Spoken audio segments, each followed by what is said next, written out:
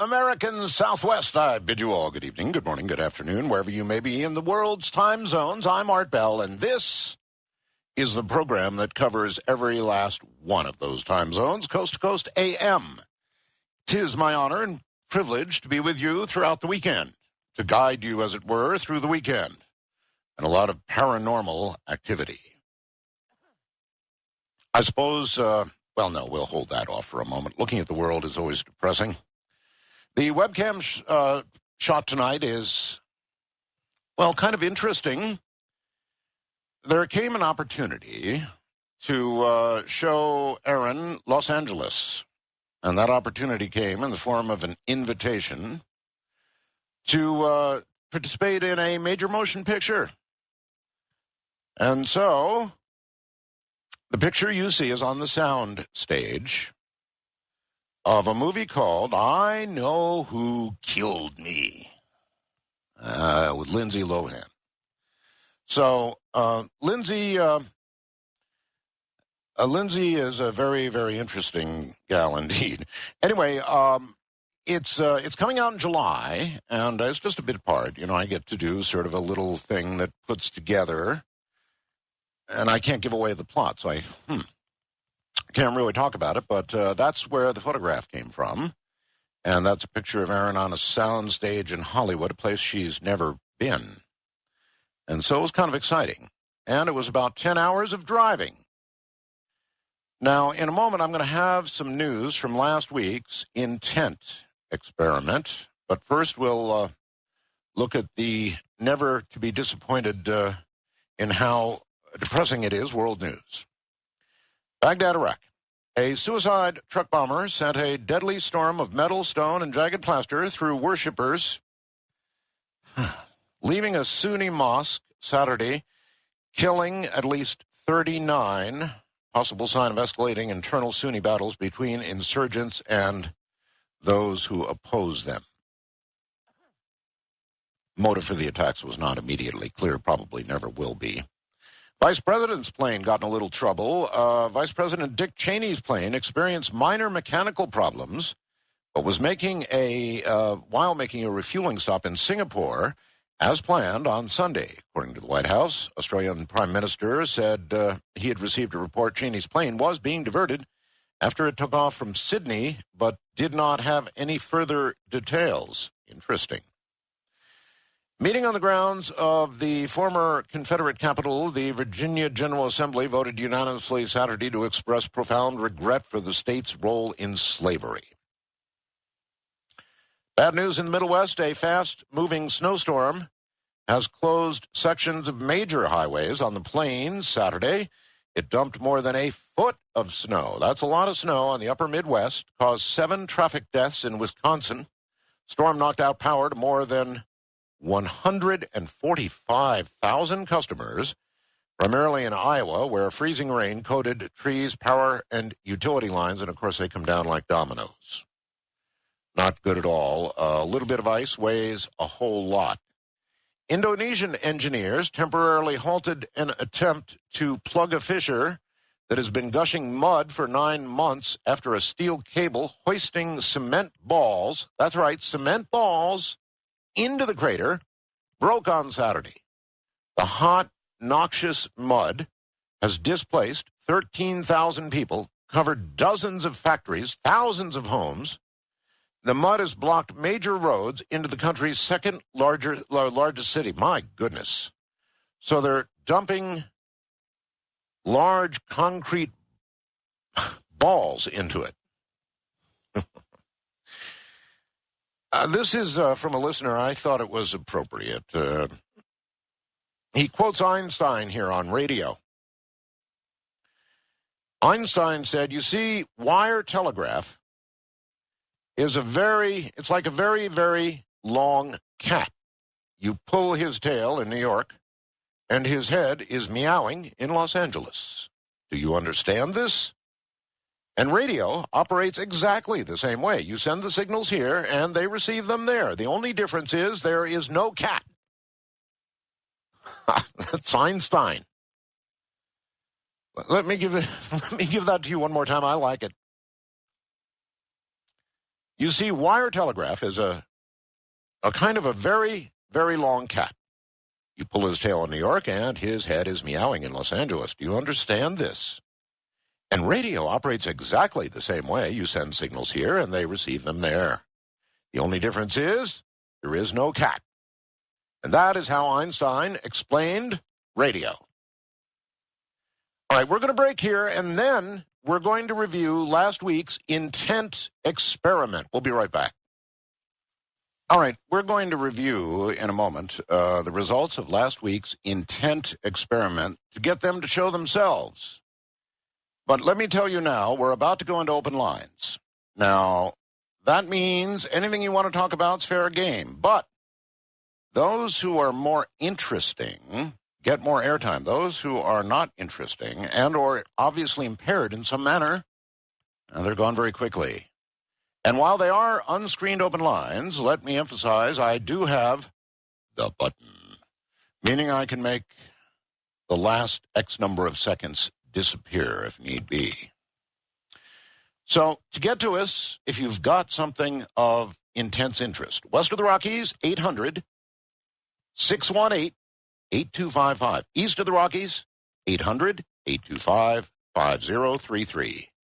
First-time callers, virgins, area code 818-501-4721. Wildcard line, area code 818-501-4109. No, I screwed that up. First-time callers, 818-501-4721, 4721. Wildcard line, 818-501-4109. And outside the country, 800-893-0903. Get hold of your operator. Now, let it ring till I answer. And when I do answer, the first responsibility is yours, and that means turn the radio down. From my co-experimenter, the following, dear Art. The Saturday experiment was an undeniable success. There were sightings around the world. Many of them came in from people listening on the internet. I was receiving emails from as far away as the Yucatan. Canada, also very active. Gulf Breeze, Florida, was a hot spot, had several sightings. Colorado, Ohio, Sacramento, Berkeley, California, Wisconsin, Illinois, Houston, Austin, Texas, Hawaii, New York, Iowa, as well as many witnesses that failed to say where they were, yet gave incredible reports. Everything from brilliant lights responding to people with flashlights and lasers responding to wishes and so forth, intent. This one, I had thousands. I could just go on and on. Hi, Art. My name is Vicky, and I live in Port Huron, the base of the Thumb area in southeast Michigan. Wanted to relate to you my experience with last night's experiment. I was thoroughly enjoying the show. I got excited when you decided to go ahead with it, so I followed the instructions. Looked out the window, too cold to go out there. Sure enough, I saw a white ball of light in the sky off to the southeast of where I was looking. I also saw to the west of that some twinkling lights in the shape of 3D triangles that were spinning and changing colors, kind of like the old screensavers with the shapes that spin around and change color. It was so cool. It faded after a few minutes, so I went back to the radio. I was afraid my mind was making it all up, so when we did it the second time, I asked that they come closer, so the white light was directly outside my window, and guess what? There it was. It had moved from the far southeast to directly outside my window. Granted, it was obviously huge and far away, but yet they had answered my request. I got chills at that moment. Again, it faded.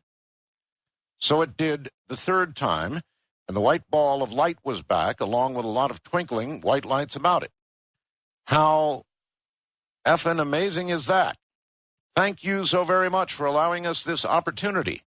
I believe a shift in human consciousness and awareness is truly happening with intention at the core. The success of what the bleep and now the secret is testament to that. It's exciting. Sincerely, Vicky, and I'll hold the last name.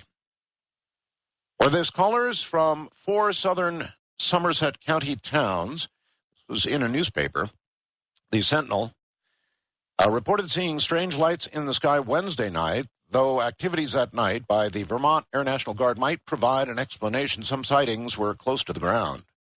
From 7:35 through 8:12 p.m., the Somerset County Communications Center took calls from Anson, Fairfield, and two other cities that I dare not try to pronounce. The Ensign call came from 42 Hilltop Road, not far from town. Caller told the dispatcher she saw reddish-orange UFOs through the trees. Said she saw 3 diagonal lights, then 2, then 1, before it all burned up like a comet. Spokesperson from the Vermont Air National Guard confirmed the unit was conducting training missions through the area Wednesday night.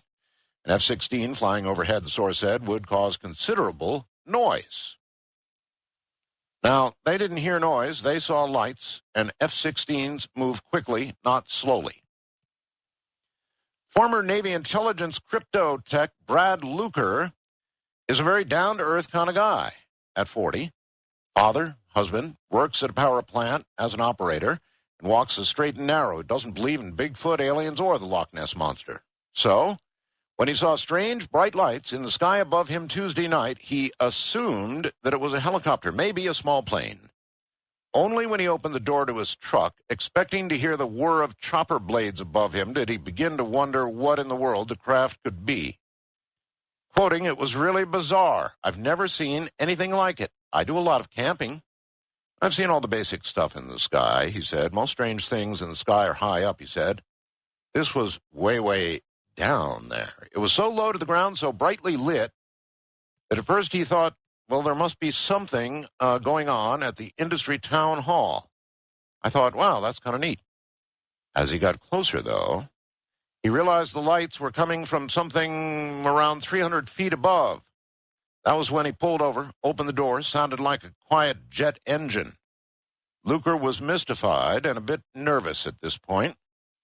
A woman driving in an SUV behind him saw it as well. He never got her name, wishes now he had. She said that she thought it looked like an aircraft trying to land on the road.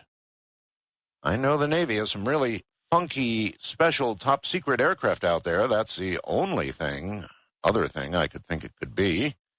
Then it stopped right above his head for a few seconds. Just stopped. That's when it really freaked me out, he said. He'd have thought it was a spaceship, he said, except he doesn't believe in spaceships. So that's kind of typical, a little sample, if you will, of the literally now thousands of reports we got. Now, there are 2 ways to approach what happened with the experiment. As you know, it's been years since I did an experiment of any sort. But it seemed tailor-made. My guest kept saying intent, art, intent. It's all about intent. And, of course, the consciousness experiments and studies that we have done are all intent-oriented. No question about that. So it was too good to pass up, even though I probably should have. I guess you could say either it worked or it was one hell of a coincidence, or simply sending people outside is going to get you reports of things in the sky. I don't know really which it was, but I know that you would have to chalk it up. If you saw the reports I saw, you would have to chalk it up as some sort of ding, ding, ding, as all the other experiments have been. Now, you could just say, I understand. There are those who would say, well, come on. You send 1 million people outside to look at the sky, and you're going to get reports. Some of these are pretty good, though. Really, really good. First-time caller line, you're on the air. Hello. Hello, Art. How are you? I'm quite well. I just have a question about your reverse speech and why you no longer allow that on the air. What is your thoughts on it? I don't disallow it. We just haven't had reverse speech on in a very, very long time. I had a disagreement with the fellow who used to do the majority of reverse speech. I kind of remember that. And that kind of ended I thought it was valid. Yeah. I didn't like what he did.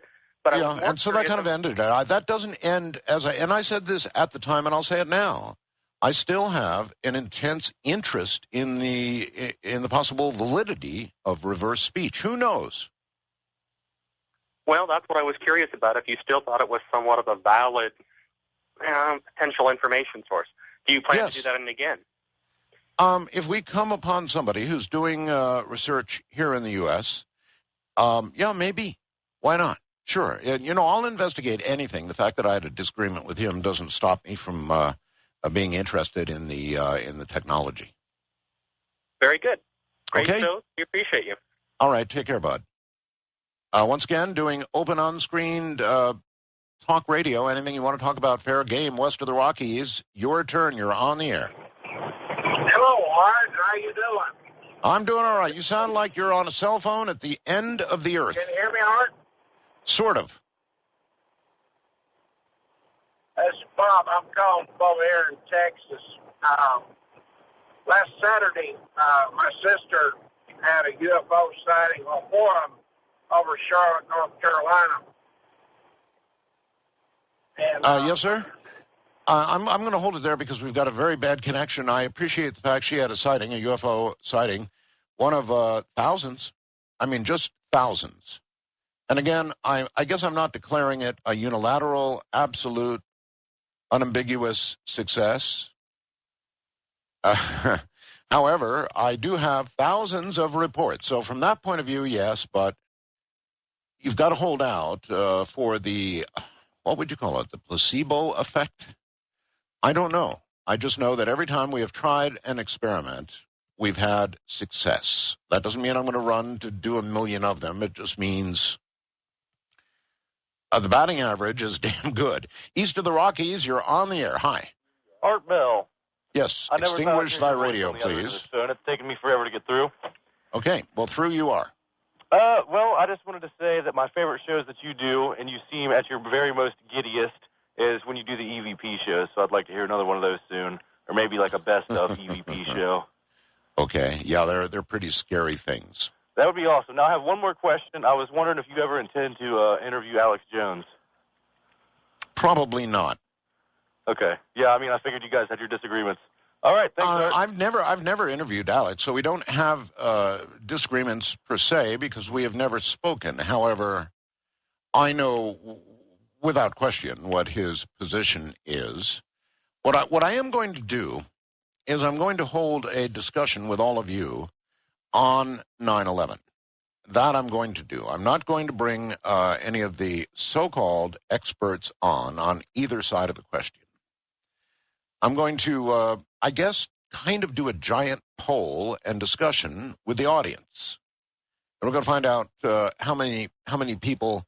Now, I know that given that opportunity, all of the 9/11 conspiracy groups will gather their forces together and try and flood the lines.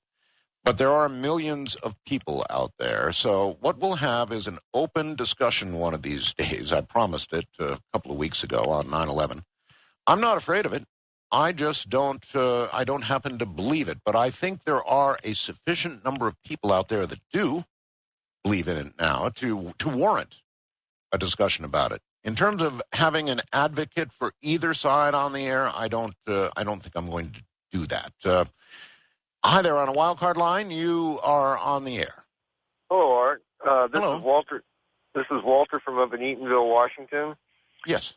And I've talked to you before about. I asked you about if you would be willing to do the mass consciousness on if God would show up or not. Now, the reason I did it was because I have a similar situation here as James Gilliam about I can ships to appear here, but the way I do it is to eliminate the demons and everything else. It's something I always focus on, something to do with God. And so I thought the experiment, basically what you did was you were asking God to show up. You think that's what I was doing? Well, you said you didn't want the meditation was to focus away from all demons and everything else. Well, if you were to and you were after Actually, I don't recall saying that. What I recall saying was I asked everybody to focus on a joyous moment in their life. And then on top of that, to try and focus on or to project intent to have them, whoever they are, show up. That's how I recall it. Hello? Gilliam was also trying to delete the fear of demons, is what he was. Absolutely correct. Yeah, he was. He is aware, as I am aware, that people faced with something new, particularly of that magnitude, seeing something that doesn't belong in our airspace above your head is a scary thing. And if you are of a particular religious persuasion, it could well be that you're going to think you're facing a demon. So sure, it's possible. And that's why I think we had people sort of focus on a joyous moment. We wanted it to be a happy affair, and the showing not to be, like the end of a bad movie. I'm Art Bell. Somebody named Kelly from Idaho sent me an email, said, Art, my grandma asked me to email this to you, thought it was really important, thought you ought to know about it. It comes from the, let me see, what is it? Idaho Gazette, I think. Let me make sure. No, Idaho Observer, proper credit.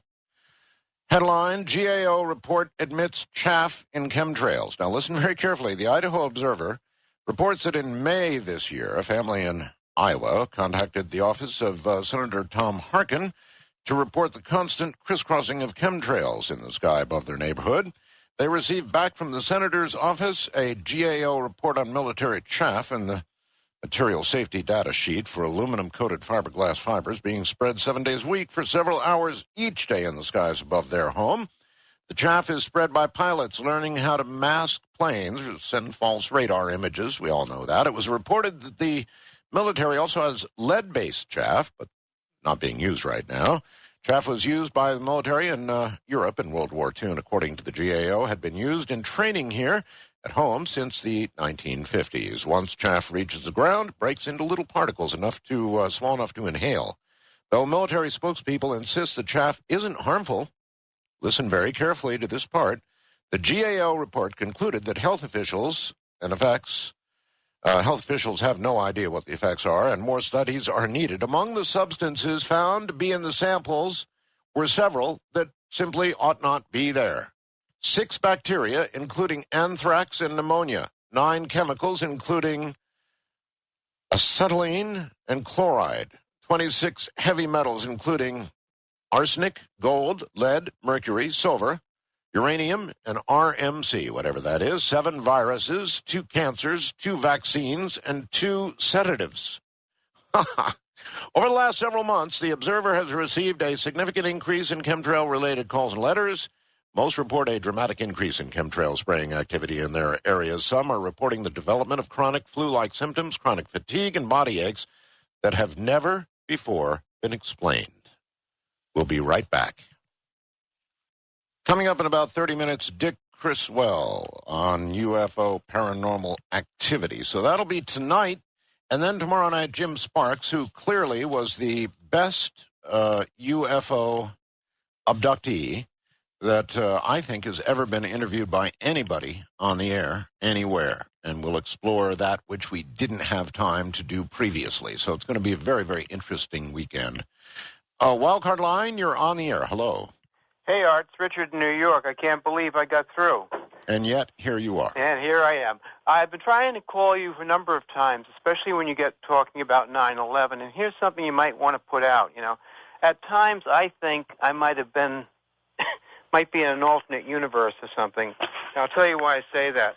I lived for 29 years within a quarter of a mile from Ground Zero. And I'll never forget that day or the events that pursued after it, And one of the things that I remember clearly on the media and everything is when building number 7, Yes. That building, when it went down, that was deliberately detonated. Well, and the reason it is your opinion. Oh, no. This came over in my world and the people that I know. Your world? What? Your world? Yeah, where I live in the city. Okay. But I mean, what proof do you have to offer that it was deliberately detonated?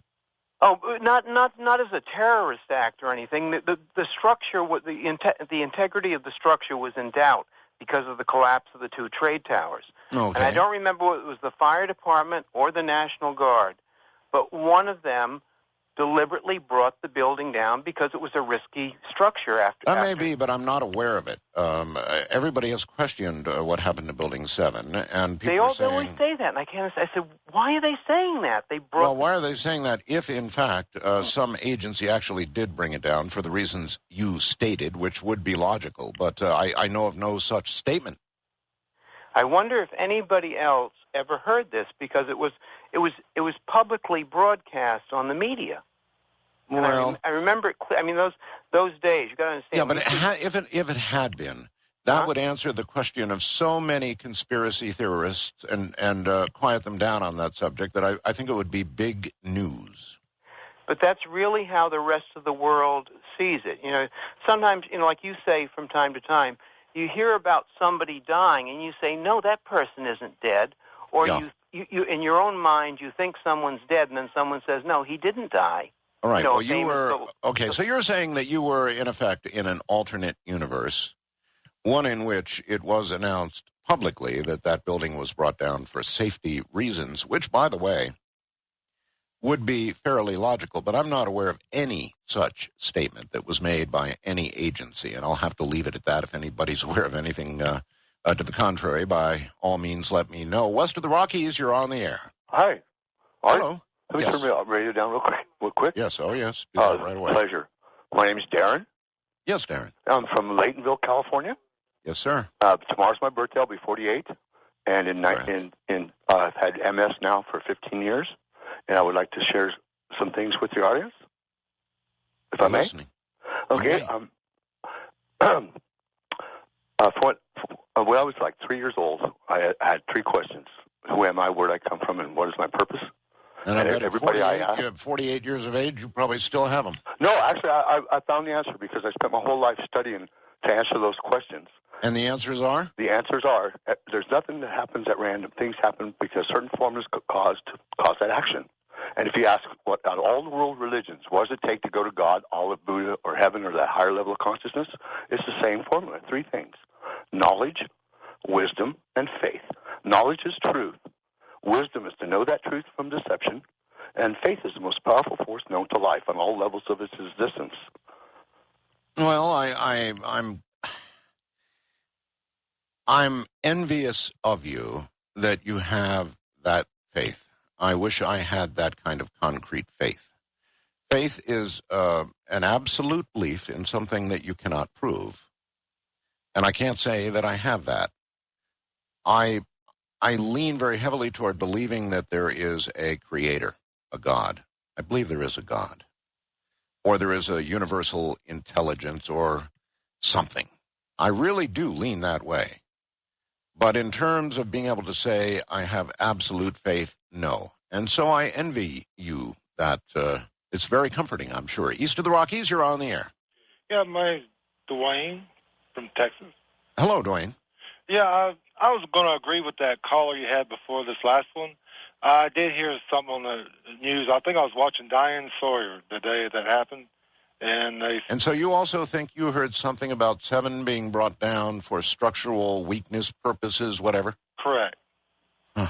And it was, well, it didn't, I did hear it. That's what I'm saying. All right, I appreciate the report. And anybody else who heard that, and actually he said Diane Sawyer, if anybody else is able to scratch up a copy of the report or anything else, obviously that would be of intense interest to many of us. And I can imagine that would be the case, can't you?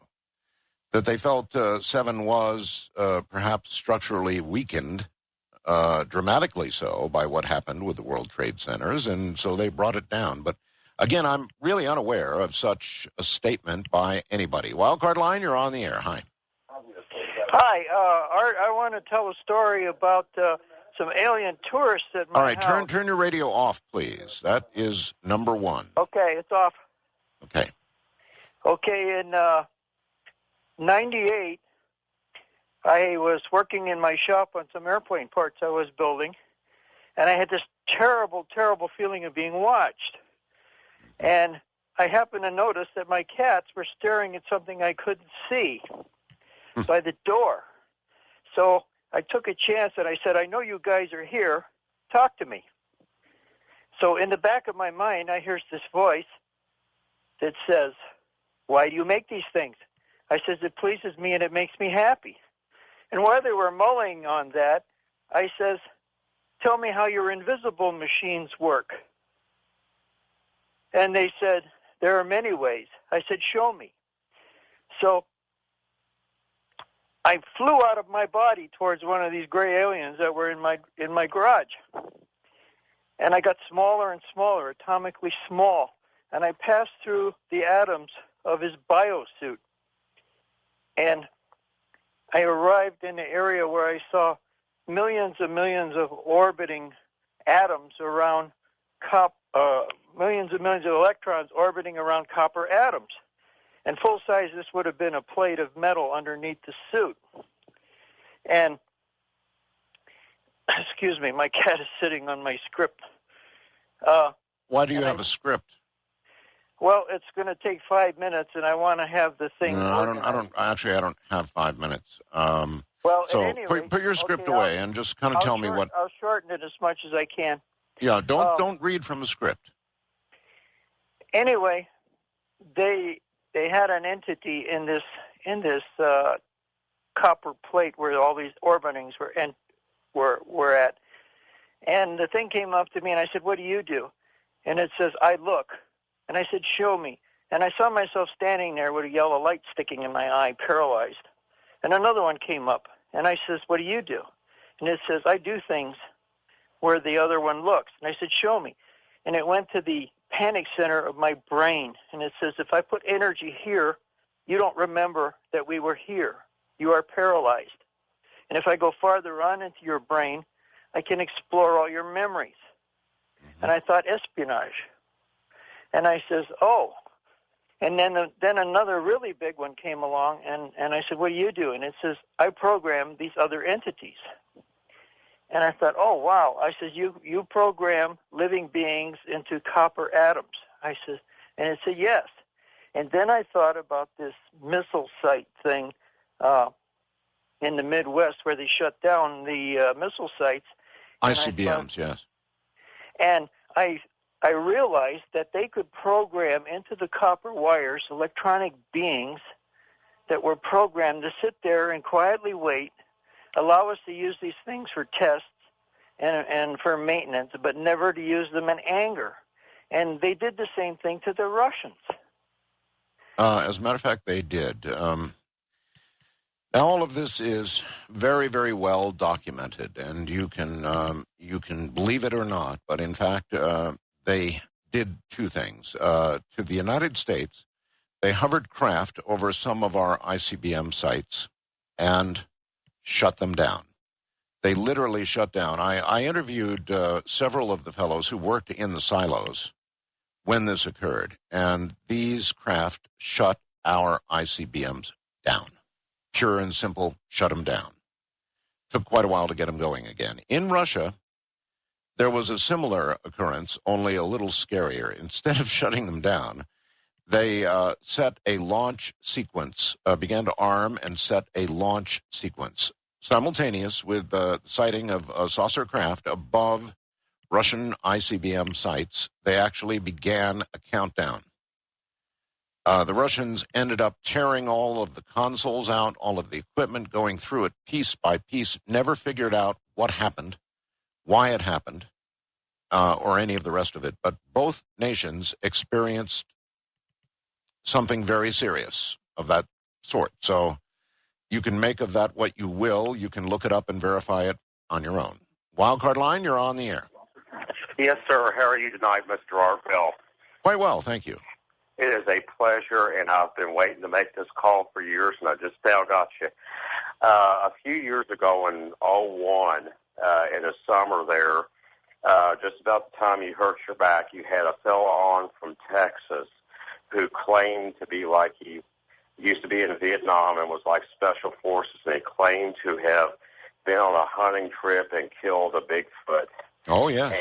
And he was really freaked out. I remember that night. I listened to the whole program, and I was on the edge of my truck driver's seat going down the road listening to the story, and I wondered, did you ever have any follow-up with this fellow, or did he just kind of disappear? No, there was a follow-up. Now, that man claimed to have shot and, in fact, buried 2 Bigfoot. He had a map. He knew where they were buried. I did a follow-up program with him. His wife was extremely concerned. He was extremely concerned. We offered to get him counsel, to get him a lawyer, but his wife talked him out of it on the basis that he could have been charged with a crime. And I guess you have to understand that when it gets down to brass tacks, put yourself in that position. Let's say you were out hunting, and you ended up killing a couple of things that were sort of semi-human. Hairy, Bigfoot, clearly not really human, but semi-human. Human in form. Perhaps hair-covered, but human in form. You would be extremely concerned, and if you weren't, your wife or your husband or your relative, close relative, certainly would be, that you could potentially be charged with some sort of crime. And that's exactly what occurred, and she talked him out of doing any of the rest of it. Now, I've got an open invitation to him. Anytime he'd like to change his mind, perhaps as he gets older, he will. We would be glad to conduct an expedition to that site, do the digging, because I believed him, and I think many of the rest of you did as well, and see if the remains could be salvaged. First-time caller line, you're on the air. Hello. Oh, hello. Hi. Yes, I was interested in the experiment Art Bell was talking about. The where they watch the skies and. Okay, this is Art Bell, and you're talking about the experiment we did last week, right? Yes, sir. Okay, what about it? Yeah, I live in San Diego, and I noticed that in the sky there was these lights. Couldn't tell what they were. Yes. Okay, well, I appreciate the report there as one of many. One of thousands. We had literally thousands of reports. And again, I'm open-minded enough to, on the one side, clearly declare it as a success, but on the other side, hold out the possibility that anytime you send millions of people outside, they're going to see things. Now, are they going to see things that aren't there? No. Are they going to see things that are possibly from elsewhere? Well, perhaps. So, in other words, I don't want to make too big a deal out of it, but I think it was a success. West of the Rockies, you're on the air. Hello. Hello, this is Susan. Hello, Susan. Hello. Where are you? I'm in Washington State. Okay. And I've had several experiences that don't seem to happen to other people. Like people. You must mean other people who don't listen to this program. I guess. Yes, sir. Uh-huh. What kind of experiences? Huh? Well, I've seen a shadow person, but it wasn't a dark shadow. It was a white shadow. Okay. And my eyes were closed, and I could see him walking up to me. And he put a little box on my lap, and it was light. And it was like I could see it and feel it, but my eyes were still closed. Yes. And he put earphones over my ears, and this white light went shooting through. And he just took the earphones off my ears and put it back in the case and went walking off, and I opened my eyes. And what did you make out of all that? I didn't make anything out of it. I was kind of... in shock. Yeah, like shadows are supposed to be dark, and they weren't. And I've had one out-of-the-body experience, and well, maybe, I didn't get too far. Yeah, maybe going back to your shadow person experience for a moment, maybe we could conclude that if you have a shadow person experience and your eyes are open, it appears dark or as a shadow, as described by so many. But if, on the other hand, your eyes are closed, and you're experiencing the presence of an extra-dimensional being nearby, they appear as white or light. In other words, the opposite of what you've got, which, with your eyes closed, obviously, is a sort of darkness, right? So you would not perceive a shadow. So to be perceived, it would have to be light. That's sort of another take on shadow people. From the high desert and the great American Southwest, I'm Art Bell. Here I am. Coming up in a moment, Dick Criswell. Dick Criswell's first encounter with the UFO paranormal world was at the age of 6. At 17, he listened to Frank Edwards, a news reporter for WTTV in Indianapolis, Indiana, who would focus on UFO paranormal topics and investigations, and that sparked his interest, as I hope we do with this program with many of you, creating what I hope is the next generation of ufologists. With the developing fascination of UFO paranormal research in the Indianapolis area, Mr. Criswell hosted UFO and paranormal meetings in his home. During that time, he met Richard Hoagland, who introduced him to Dr. Michael Wolff. In 1994, Mr. Criswell became a team member on a project with Dr. Wolff called the Alpha Com. In 1997, he hosted a national radio show on the cable news network called Starfire Program. Dick Criswell is now a retired fellow and is dedicating countless hours of his time to research and investigating UFOs and the paranormal. He is currently in talks with fellow enthusiasts and is creating a business plan to begin a national UFO paranormal research facility. In a moment, Dick Criswell. All right, I'm sure you've all been reading in the news or seeing on TV the incredible storm that's going through the Midwest right now. Dick Criswell is apparently right in the middle of it, although I guess he's on the far edge of it right now. It's already passed by, and he's got a telephone that's going to go away if he loses power. Dick, welcome to the program. Well, hello, Art. Nice to talk to you, and thank you for having me as a guest. It's great to have you. When did all your interest in the world of UFOs and the paranormal begin?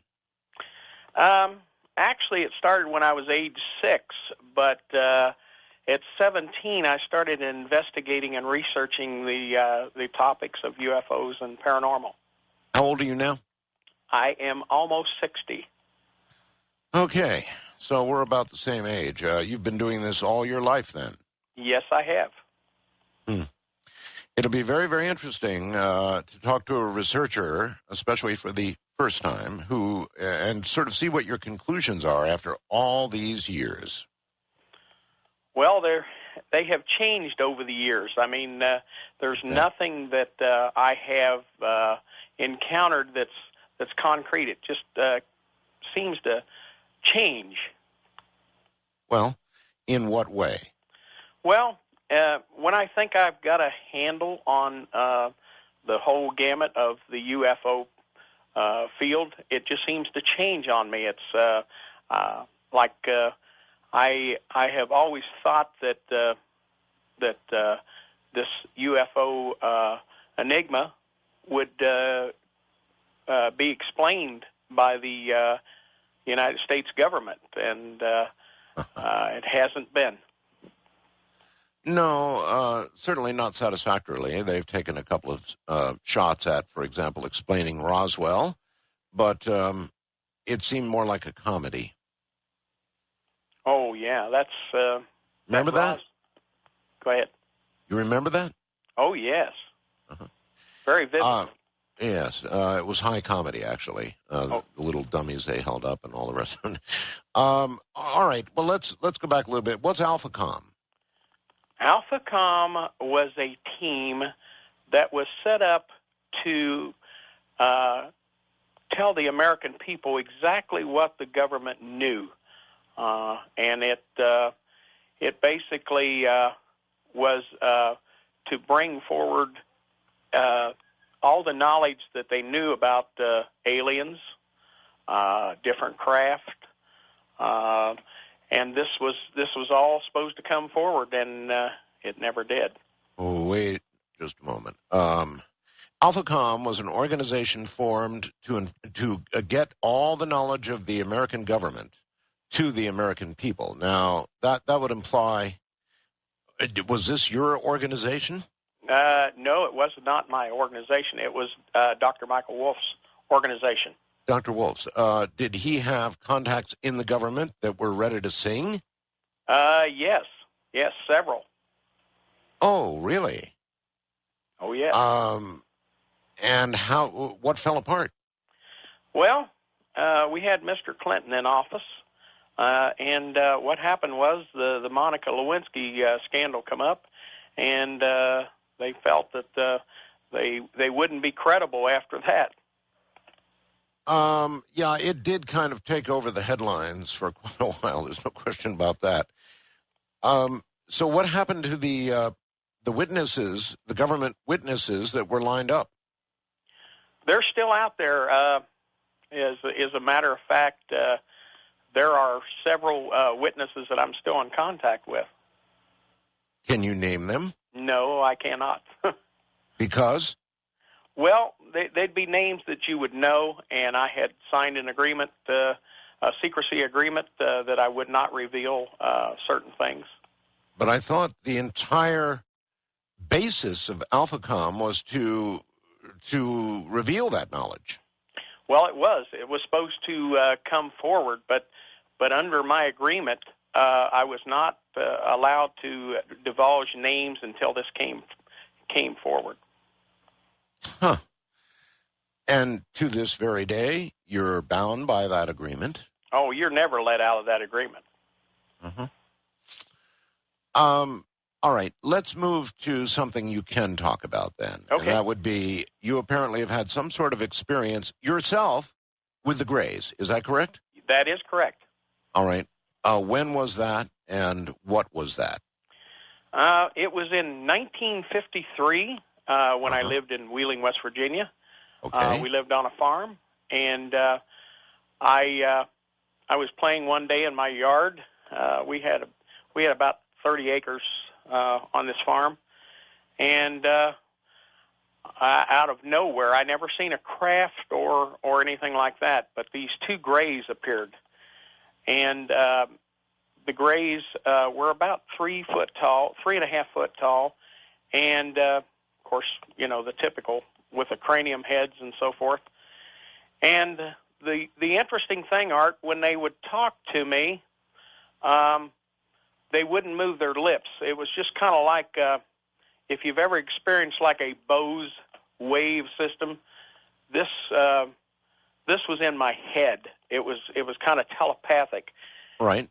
And it was an experience that I'd never had, and I couldn't get over the fact that they couldn't talk like we did. It was just like a thought that came in my head, and it was just tremendous.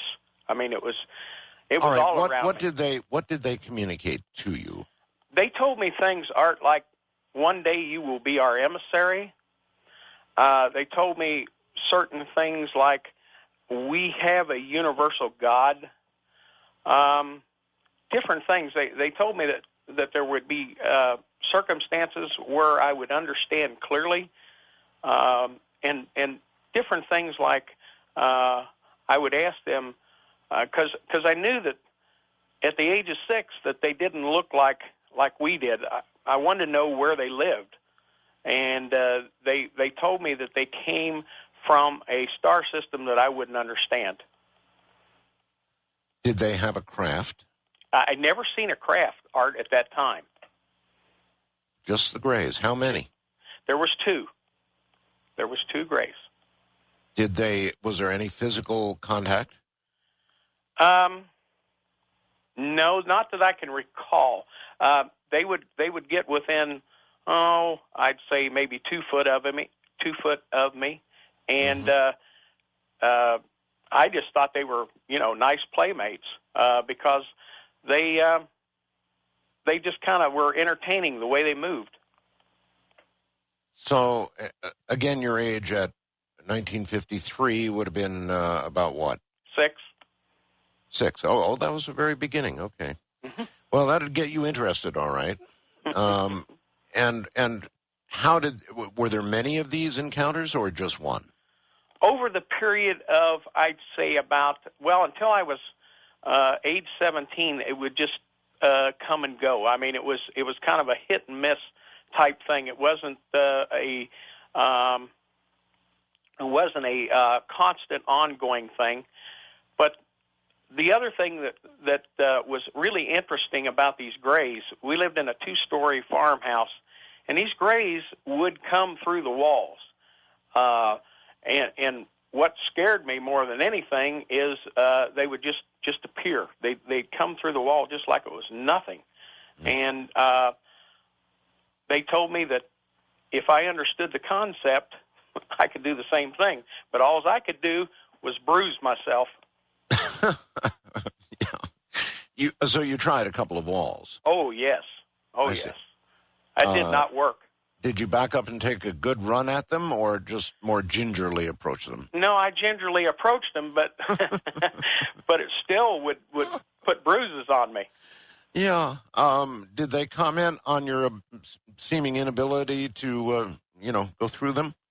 Yes, they told me that I didn't understand the concept of going through. I'm trying to think of the word. They didn't use the word mass, but I use it now. But they told me that I didn't understand the concept, and one day I would be able to do that. Now, I still, to this day, can't do that. Uh-huh. Did you tell anybody else, your parents, others, about these encounters? Did not tell my parents until I was about 45 years of age, Art, for the simple Really? fact. For the simple fact, my parents did not believe this stuff. Uh-huh. Oh, well, a lot of people don't, Dick. Yeah, I know. A lot of people don't. They're very much in doubt. And while we're on the subject, how sure are you that this really occurred in the real world, that you weren't sleeping, that you weren't having some sort of hallucination or any of the above? Art, I'm 100% sure that this happened to me. Okay. Was there any overriding important message or thing they told you that we should know? One of the things that they told me that has bothered me clear to this day was the fact that we would be going through some troubling times, and they said that I would understand it fully when I become at the age of 50.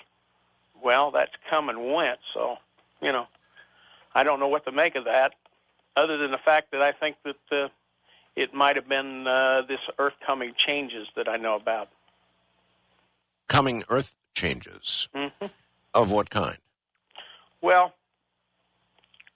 cataclysmic things, kind of like things that you wrote in your book. You mean climate change? Yes. Mm-hmm. Did they, as they have with many people, many abductees, they've actually shown them pictures of what's coming? Did you get any of that? I never saw any pictures that they had. They just told me these things. I mean, they never. There was no. And I have abductees that tell me the same thing. Mm-hmm. Dick, what did you do for a living all your life when you were working? Yes, I was a machine repairman. Just fixed machines and so forth, and I've done that all my life. What kind of machines? Production machines. Okay. I worked for a bearing manufacturer, and we would work on screw machines and various different production things for ball bearings. Okay, well, that's a very straightforward kind of job, and so you were a working man all your life, and this seems like, I don't know, seems like an experience that's sort of so far away from what you would expect somebody with your background to have. Any idea why you?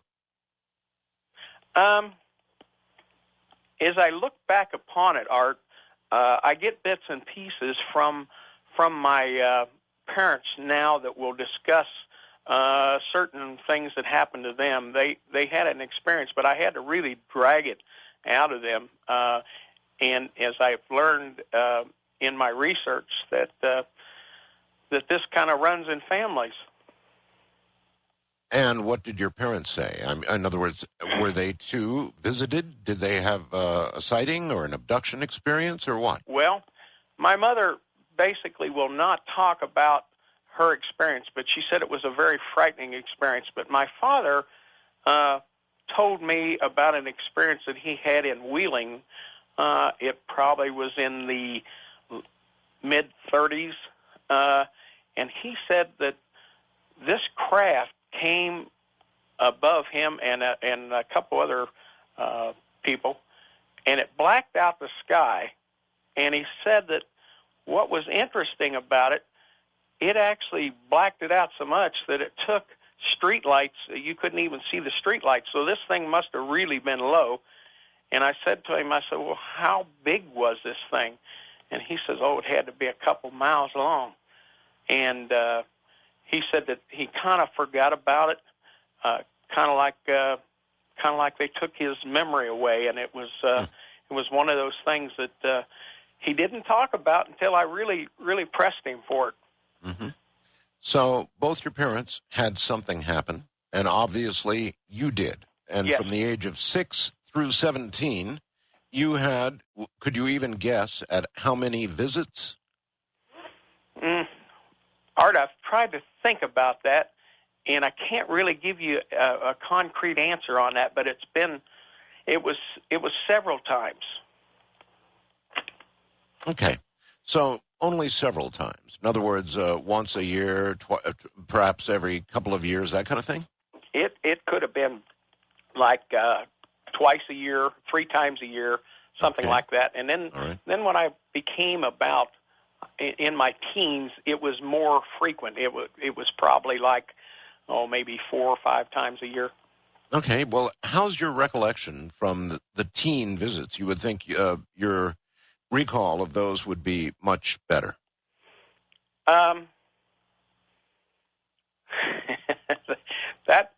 That's really interesting that you asked me that, because it seems like the older I get, the more I remember about this, and it should be just the opposite.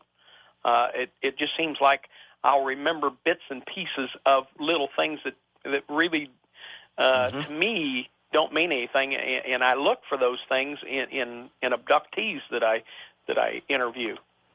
Well, Dick, there are many who say that abductees are given a kind of a screen memory. And it may well be that after a period of time that begins to break down and more of what you experience begins to get through. Do you think that's possible? Yes, I think that's quite possible. How would you describe their main motive in visiting you? I don't really know, other than the fact that when they basically told me that I was going to be an emissary, I guess that's what I am now. I'm speaking for them. Okay. All right. If you're speaking for them, Dick, what is the main message? That Earth changes, catastrophic events are on the way? Well, that and that they do exist. I mean, I think my life's work basically is explaining to people that they do exist, and this story that some people try to tell that they don't exist is a fairy tale. Can you describe them in detail, physically? Yes. They were about 3.5 foot tall. They had the wraparound eyes. They had a big head on them. It appeared to me, Art, that if they had wore anything, it was kind of like a tight knit type suit. I did not see any shoes on these people. It was kind of like all one, like the kids that wore the blanket sleepers, that had the feet in them. Mm-hmm. Were you under the impression, Dick, that they were machines or biological entities? You know, Art, when I first met them, I thought that they were basically human in nature. But as they would come back, it was more kind of like a robot. All right, hold it right there, Dick. We'll be right back. From coast to coast and well beyond on occasion, this is Coast to Coast AM. Here I am indeed. We've got a very regular kind of guy on the phone here, Dick Criswell. He's been visited since he was the age of 6 and had a lot of visits between 6 and 17 years of age. And we're sort of rolling over what it seemed to be all about and what they told him and all the usual questions for somebody who's had a visitation or an abduction experience. Back to Dick Criswell in a moment. Once again, Dick Criswell. Dick, your website is canyoustandthetruth.com, right? That is correct. I can. What is it? The truth is that we have been visited for a long, long time. There was a phrase that the X-Files had that said they've been coming here for a long time, and that is the truth. How long? Do you know? I mean, do you honestly know the history of visitation to Earth? Well, let's put it this way. They were coming here in biblical times because there's several references in the Bible that Ezekiel talks about the fire ring and so forth. Mm-hmm. And I know that they've been coming that long. I have seen documents saying about how long they thought they were coming here. Okay.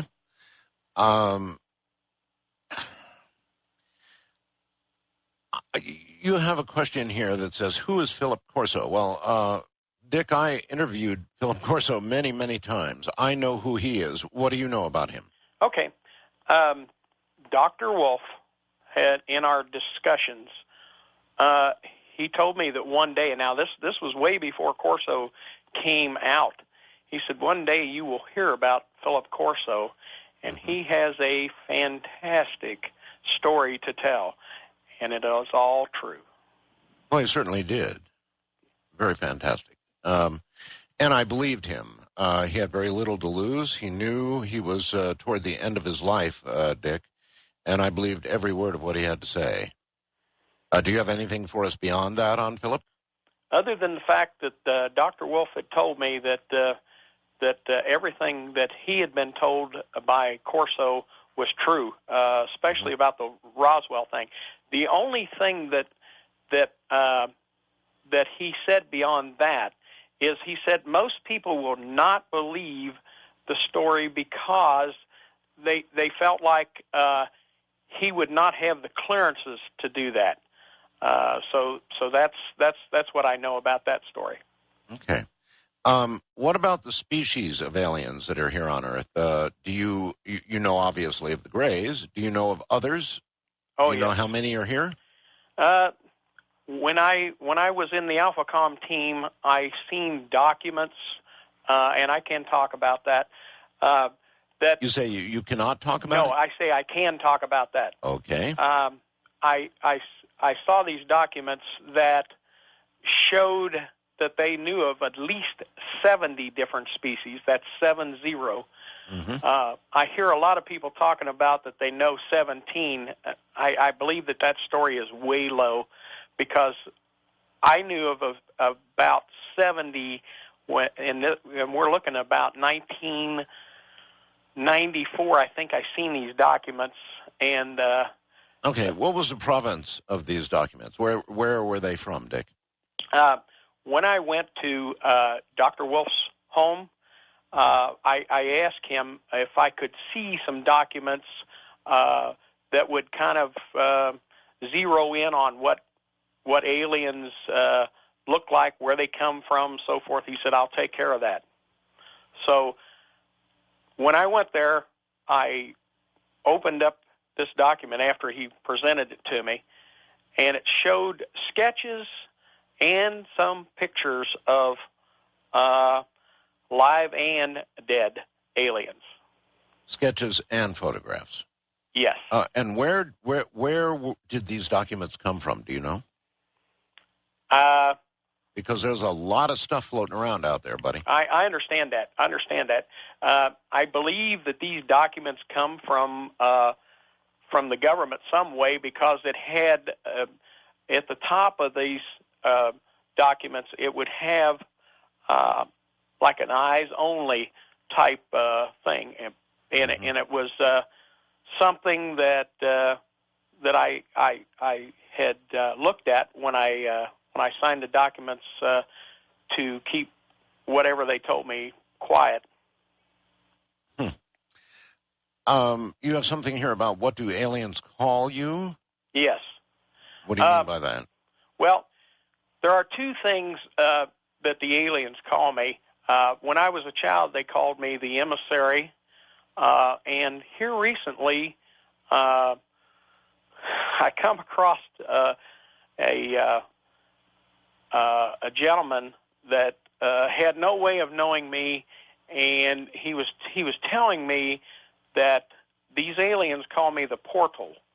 And I said, well, how do you know that these were aliens? And he says, well, they told me things that they had no way of knowing. So that's what I know about. Okay, if you are the emissary, if you are the portal, then you should have a very strong message for us of some sort from them about us or our future or something. You did say the stuff I wrote about in my book. Mm-hmm. Actually, the book with Whitley Strieber. Right. So at least I assume that's the book you're referring to. Yes. Yes. Okay. Can you elaborate beyond what I wrote in the book? Other than the fact that I believe that the reason the aliens are here now is to work us through some cataclysmic events that are about to happen, and I believe that this is all going to come to a head basically in the year 2012 or that era, and maybe before, because I think that total 2012 is off by 3 to 5 years. Mm-hmm. You claim that you've been given some objects by UFO researchers, right? What sort of objects? I was given a picture that was of a alien that was a reptoid, and it was one of these pictures, Art, that actually it was a researcher, but this guy was should I say from FEMA, give me this picture, and it was like colored pictures. And I said, well, can I take these to the photomat and have these done? No, you can't do that. You've got to reproduce them some way here. So, Federal Emergency Management, right? Mm-hmm. Yes. Why would he be in possession of photographs of that sort? He was also a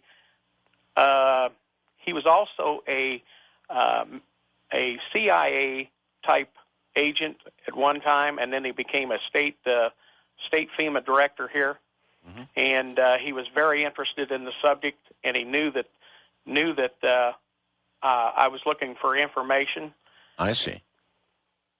So he just up and gave these photographs to you, or you said he said you could not copy them, so in some way you ended up with a copy? You still have it, or what? Well, I still have a copy, yes. Uh-huh. Do you have that up on the web?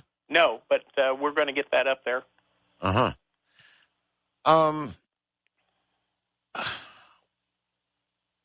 There are two areas. There are UFOs, and then there's the world of paranormal. Do you find the two are connected, or are they separate things? In other words, are UFOs actual craft that have made it here, heaven knows how, considering the speed of light limitation that we believe we know about, or are UFOs part of the paranormal world, in your opinion? I believe they're part of the paranormal world, but I also believe that the UFOs come here by not our scientific explanations. You got to understand, I think that we think in a different level. We're not as advanced as these beings that come in these crafts. I believe they come in like a Stargate type situation, or a like a portal, basically, and they can get in. They can go into these Stargates, and they can come out, and it doesn't take them that long. And that, I think that's the problem that most people have. They say, well, you know, it takes so long to get from one planet to the other. Well, you got to think that maybe we're not thinking about the right scientific thing. It's kind of like a caveman. If we'd give him a DVD player, he wouldn't know what to do with it. Mm-hmm. So we are to them as the ant would be to us. That's correct. Mm-hmm. Well, with these coming cataclysms that you describe as the main message that they carry, do they plan to intervene, or are they just warning us? I think there's a warning, and I think that there's also a. I think that they're there when this happens to help us in some way, and they're not allowed to get involved in it until this happens. But at the critical moment, whenever that should happen to be, you're convinced they will intervene. I'm almost positive that something will happen there, derived by them. Mm-hmm. You've met Richard Hoagland, I guess, right? Oh yes. Well, I met him over the phone. I've never met him in person. I see. Very interesting guy. Yes, he is. All right. Well. There's a question here about how many resources you have in your own collection. What do you mean by resources? Photographs, documents, that kind of thing? Well, books, audios, videos. I have thousands of those in my collection, and so you've been a collector of UFO materials, video and audio and books and that sort of thing. Correct. Okay. I'm trying to get where we're going with this interview, Dick. You've obviously had an experience. Where else are we supposed to go with the interview? What else would you like to talk about? We can talk about ghost experiences and things like that if you want. Mm-hmm. You've had ghost experiences at the same time? Yes, and I find that ghost experiences occur to people that have had UFO experiences. And it just seems like it's more, it happens after a UFO experience or before. And I find that with some of my abductees that they've had some kind of experience with the paranormal. Mm-hmm. Do you interview a lot of abductees? Yes. Mm-hmm. Quite a few. And what causes them to come to you? They were either referred to me by an individual, or for some reason they just seek me out by word of mouth or whatever in the area. Mm-hmm. If somebody wants to contact you, Dick, how would they do that? They can contact me through the website, which is canyoustandthetruth.com. It's Dick at canyoustandthetruth.com. They can also reach me at my cell phone, which is... I don't think unless you really want to, I don't think I'd give that out on the air, Dick, but that's up to you. That's quite all right, because it's got a voice box, and I can always get back to them. Go right ahead. Okay. It is 317 area code 796-7530. And they can reach me that way. Oh, by all means, give that again. 317-796... 7530. 7530, okay. Or they can call the 1-800 number. Oh, you have a 1-800 number? Yes. Okay. And that's connected to the website. It's a 1-800-420-6936. What is that 800 number for, Dick? That's to leave a message for me to get back to them if they want to report sightings or they're an abductee or they have some kind of paranormal event. Mm-hmm. That's got to cost money. How are you funding all of this? Well, we have some investors that are very interested in the subject, and we have some people doing it because they understand that this needs to be done. So you're turning yourself into a kind of a reporting facility. That is correct. And are you then able to follow up with investigation if you've got something hot? Yes, we can do that. We can actually go to the site. We have enough on the team that can do that. Okay, when you say team, what do you mean? You've got yourself and who else? Well, I have assembled various different people that ghost hunters, people that do Bigfoot. I've assembled people that are that do the out of body, psychic events, various different things in the paranormal. I see. How many are on your team, if I might ask? At the present, there are 12, but there are others in different states that we can call on to do these things in various different states. Mm-hmm. So you're chasing virtually everything in the paranormal world, from ghosts to, I presume, shadow people, that sort of thing, and then on to UFOs and the occupants of their craft. That is correct. Do you have any physical evidence, Dick? Yes, I do, Art. I'm listening. I have I have metal that came from a crashed UFO. And what have you determined about this metal? It has been to 7 different independent labs. The only thing that they said that it has earthly product or anything that we would know on Earth would be silicon. And it's very interesting. It's very light. It was found in Muncie, Indiana after a crash. And it has some healing properties as well. Okay, other than the silicon, which is earthly, what unearthly things have you found in it? Unearthly things? Oh, yes. Well, that it will do some healing and... No, I meant material. In other words, it's composed of apparently several different things beyond silicon, right? Correct. Like what? The only... the analysis came back, and the only... Like I said, the only thing that they could find that in the thing was silicon. And it looks like... Oh, wait a minute. You mean it's composed entirely of silicon? No. Okay, what I'm trying to get at is, what are the other properties? It looks like cold fusion. When you look at it under a microscope, it has like little computer chips. It's very interesting.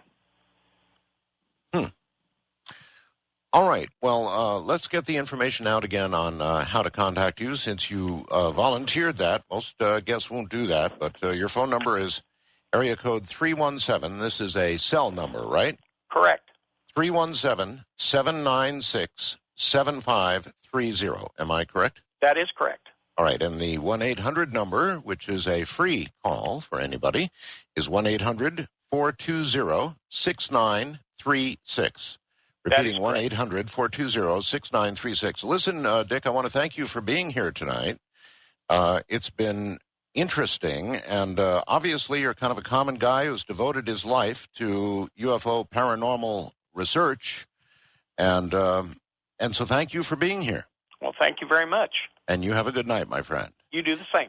All right. What we're going to do, folks, is we're going to split here at the top of the hour, and when we come back, we're going to do open lines and perhaps a little more. From the high desert and the great American Southwest. I'm Art Bell, just sort of getting through the night with you. Stay right where you are. Indeed, here I am. Good morning, everybody. Well, all right, we have 2 hours of unscreened open lines directly ahead. Anything you want to talk about is fair game, with the following caveat, and that is that those of you that are interesting, have something of great interest to discuss on the air, will find yourself getting quite a bit of airtime. Those who don't, won't. It's kind of just that simple. Now, beyond that, the only rule is when you get on the air, turn your radio off. In other words, have your hand actually poised on the volume control to turn it all the way down and or preferably actually off when you get on the air. Otherwise, you'll get a sort of about a 30-second delay or something, and it will confuse you mightily, and it'll make you sound confused on the air, something you definitely don't want, I'm sure. So immediately turn your radio off. With that in mind, you've got the numbers, the portals, as it were, and in a moment, it's all yours. And away we go, unscreened, open lines. First-time caller line, you are on the air. Hi, Art. This is Scott from Brooklyn, New York. Thank you for taking my call. You bet, Scott. I just wanted to tell you about, I'm a skeptic about ghosts. Rather, I was a skeptic about ghosts. I want to share with you a story of in New Jersey where I saw what was either a ghost or a shadow person. I don't know exactly what a shadow person is, but based on what I've heard, it very well could have been. Have you heard of Weird New Jersey? Oh, yes. I have I get the magazine. Yeah, it's absolutely fantastic. And I was on a business trip in New Jersey, and my coworkers and I on a Saturday night, no idea what to do, picked up a copy of Weird New Jersey and decided to go ghost hunting. And not too much success until we went to a place called Pig Lady Road in Somerville, New Jersey. We tried following it's near the Doris Duke estate. Tried following all these crazy instructions, honk the horn, flash the lights. Nothing happens. Mm-hmm. Get out of the car. We walk down this wooded, muddy road that the car was definitely not going to be able to get down. We walk down this road, standing there, and between us and the car, now I'm not colorblind. The car was dark red. You could clearly see the color of the car. Between us and the car, after a couple of minutes of standing there, we see a silhouette of a person. Cannot believe my eyes. I'm like, and I'm asking myself, am I seeing something? Is this an optical illusion? Am I wanting to see something, perhaps? But there is clearly the silhouette of a person, and every time I expected to see a ghost, I expect to see a glowing white type light. Yeah, the movie Ghost, yeah. Disembodied, floating over the ground. Mm-hmm. But instead, what I saw was a silhouette of a person that was blacker than black, as dark as could be. There was no differentiation between the face, the body, nothing. But it was clearly the silhouette of a person. I asked my coworker next to me, Adam, I'm like, Adam, are you seeing this? Can you believe your eyes? Is that a person? He's like, I think it is. Mm-hmm. And the scary thing was, it was between us and the car. We're down this road, and it's between us and the car. And probably stood there for a good 60 seconds, maybe less. It felt like longer, and it started walking into the woods. I have never been so scared in my life. I've never moved so fast either. When it finally went into the woods heading back to that car, I can tell you that. Would that be a shadow person? Yeah, I think if I was going to say ghost or shadow person, I think I'd probably say shadow person. That pretty well qualifies, all right. It's very interesting. New Jersey, as he points out, there's a publication called Weird New Jersey. And New Jersey is not a place that you would think of as particularly a paranormal hotbed, and yet it really is. New Jersey is a place you would think of as, kind of concreted over and, pretty much city upon city upon city, but it's just not so. There are many heavily forested areas of New Jersey, and there's a hell of a lot of weirdness in New Jersey. Strange as that may seem, if you doubt it, go subscribe to a publication called Weird New Jersey. I think it's still being printed, and it's just full of stuff that you wouldn't believe about New Jersey. West of the Rockies, you're on the air. Hi, Art. Hello. I just wanted to call in and, I'm nervous. This is the first time I've ever got through to y'all. I just wanted to talk about some of the stuff that's going on in Texas as far as air quality and chemtrails. Okay. Yeah, I read something about chemtrails earlier in the show. Did you hear that? I heard part of it, yes. Uh-huh. Did you hear what was in the chemtrails, according to the newspaper up in Iowa? Something about boron or something like that. How about this? In addition to whatever the military had in there, there were 6 bacteria, including anthrax and pneumonia, 9 chemicals, including acetylene chloride, 26 heavy metals, including arsenic, gold, lead, mercury, silver, uranium, and RMC, whatever that is, 4 molds and fungi, 7 viruses, 2 cancers, 2 vaccines, 2 sedatives, and a peach and a pear tree or whatever. Really, whatever this is, it's not good. I can tell. I heard about it from a friend about 2 years ago, actually, and he told me about it, and he said, watch for it, man. And, at first I thought it was crazy, and after a while I actually started noticing stuff, and now I've got a whole bunch of pictures of this taking place in the sky, and I notice it. It's distinct patterns. You see them. There's absolutely no question about it. Here's the deal. I, too, back when we began getting calls about chemtrails here on the program, and I live out here in the desert where generally humidity is very low. Skies are very clear, as a rule. However, we began to get strange days. You would go out in the morning, and it would begin as a clear day. You would see these planes crisscrossing the sky. They would leave, whether you want to call them contrails or chemtrails, whatever they're constituted from, they would sort of remain. They wouldn't dissipate as you would normally expect a contrail to dissipate. Instead, they would kind of spread. And then by, 1 or 2 o'clock in the afternoon, instead of having a clear and crisp day, you would have a day that's kind of semi-clouded over, sort of almost a haze in the sky. The sunlight would be diminished, the temperature would be down, and it would remain that way until, like a front would come through and you'd get a bunch of wind or something like that.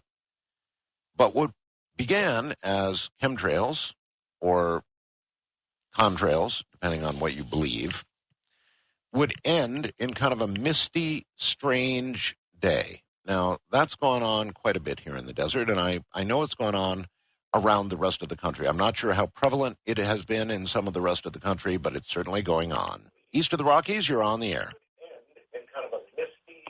Hello there. Yes. Turn your radio off, please. Yes, this is for Art Bell. Yes, this is Art Bell. Art, I was wondering a long time ago, I saw a black triangle. I was wondering what you think these things are. I would just like to have your opinion or best guess. Okay, here it comes. I also saw a large black triangle with Ramona, a story we both told over the years. Now, what is it? I don't know. Is it a government project of some sort, a lighter-than-air craft? Certainly that is one possibility, but that isn't what I would attach to what I saw. It was large. It showed every sign of being metallic. It was deadly silent, so silent you could hear crickets a quarter of a mile away. It floated. It did not fly over our location, as I've said many times. An aircraft takes, it has to fly. It has to be going fast enough to provide lift for whatever lifting surfaces are on the aircraft. So I have no idea what it is. Unless it's a lighter-than-aircraft, experimental aircraft of the U.S. Air Force or whoever, then it's something from elsewhere. How's that? International line, you're on the air. Hello? Yeah. Yes, you are. Turn your radio off. Oh, Sorry. Yes, I want to. I got a weird phone call the other day. Okay, sir, you didn't turn your radio off. I appreciate the call, but we're moving on. Wildcard Line, you're on the air. Hi, Art. It's Mark, truck driver from Canada. How you doing? Good. I called you last week about a blue orb I saw, and I didn't get quite finished speaking, but I was telling you what I saw. And I listened to the show later on that night, and I heard a coincidence of your guest speaking of the same blue orb. I was just wondering how it's just no coincidence. I know you don't believe in that. Actually, I do. Oh, you do? Coincidences? Are there coincidences? Yes, certainly. Oh, okay. I think that's George. I think it's George, sir, who says there are no coincidences. Well, there are. Yeah? Well, it seemed to be that night there was one. Yes, I recall his referring to a blue orb just after you had called, sometime after you had called. Right. And the thing was, I think it finished to say, I saw heading towards over Lake Erie, heading towards Michigan. Right. And the funny thing was, I had to be in Michigan 2 days after that, and I was in the GM facility anyways, and one of the workers was supposed to be meeting with a reporter who would also have seen that same blue orb early that morning going to work. Mm-hmm. And his wife had also seen it too. He had called her out to see it, and the thing was, it didn't move fast across the sky. It was very slow, but yet it still left that long blue tail of light behind it. It was very, very strange. It was like a baby blue bright orb. Was it trailing downward toward Earth, or was it making a horizontal movement, or was it actually gaining in altitude? Which way? Directly across the sky, like perfectly straight across the sky, and not very fast. Like I said, I was climbing a good hill, and I did see it go behind some trees as I started to lose it. Like I could see it as the light went behind and the trees in front of it, you know what I mean? Well, that's weird enough. It certainly qualifies as a pretty decent report. And I'm telling you, after the experiment we did last week, I had thousands of them. Many of them very much like what you just heard. I'm still kind of trying to digest what actually occurred last weekend. And whether I classify it as an absolutely unambiguous success in terms of an experiment, or whether if you send millions of people out to look at the sky, do you inevitably just get reports? I don't know. I'm sort of mulling that over. Wildcard Line, you're on the air. Yeah, this is Lee. I'm calling from Alabama. Yes, William. Yes. Well, I have a couple stories, actually. I have a ghost story and one that you said last week about, following your instincts. Yes. Which one would you rather hear? The more of the most exciting of the two. Well, I don't want to say it's exciting, but I was going to EMT school last year, and my wife was going to ride with me to school, and she got this feeling. She just said, I just got this feeling. I got to stay home. I have to stay home. Mm-hmm. Well, she stayed home, and on my way to school, I got T-boned in the passenger side of my truck. Oh, brother. Totaled my truck, and if anybody had been riding in the passenger seat, they would have been killed. Okay, well, that's certainly a hard little story. I'm glad it turned out well. Yeah, you want to hear the ghost story, too? No, I'll pass on that one, and we'll sort of settle it. Listen, folks, if you've got several stories, we'll settle for one. So pick your best and give us your best shot. Wildcard Line, you're on the air. Art Bell, how you doing? I'm all right, sir. Well, my name is Robert. I was recently discharged from Area 51 on a medical discharge. There was now we're cooking. All right. Okay. Well, I can explain this UFO flap. It's pretty simple, like most of these things are. Robert, before you get into it, how long had you worked at Area 51? Well, I worked on a contractual basis for about 11 years. 11 years. You see, it's not. Can you tell us, Robert? Can you tell us what kind of work you did? Sure, I did some service on the heavy equipment over there. Okay, I take it that you probably left from Las Vegas on a daily basis and went up there, or what? Yeah, Las Vegas airport. I got flown in when I was working because you see, it's not staffed 100% of the time anymore. Right. I got to excuse me. I'm a little nervous. Well, anyway, this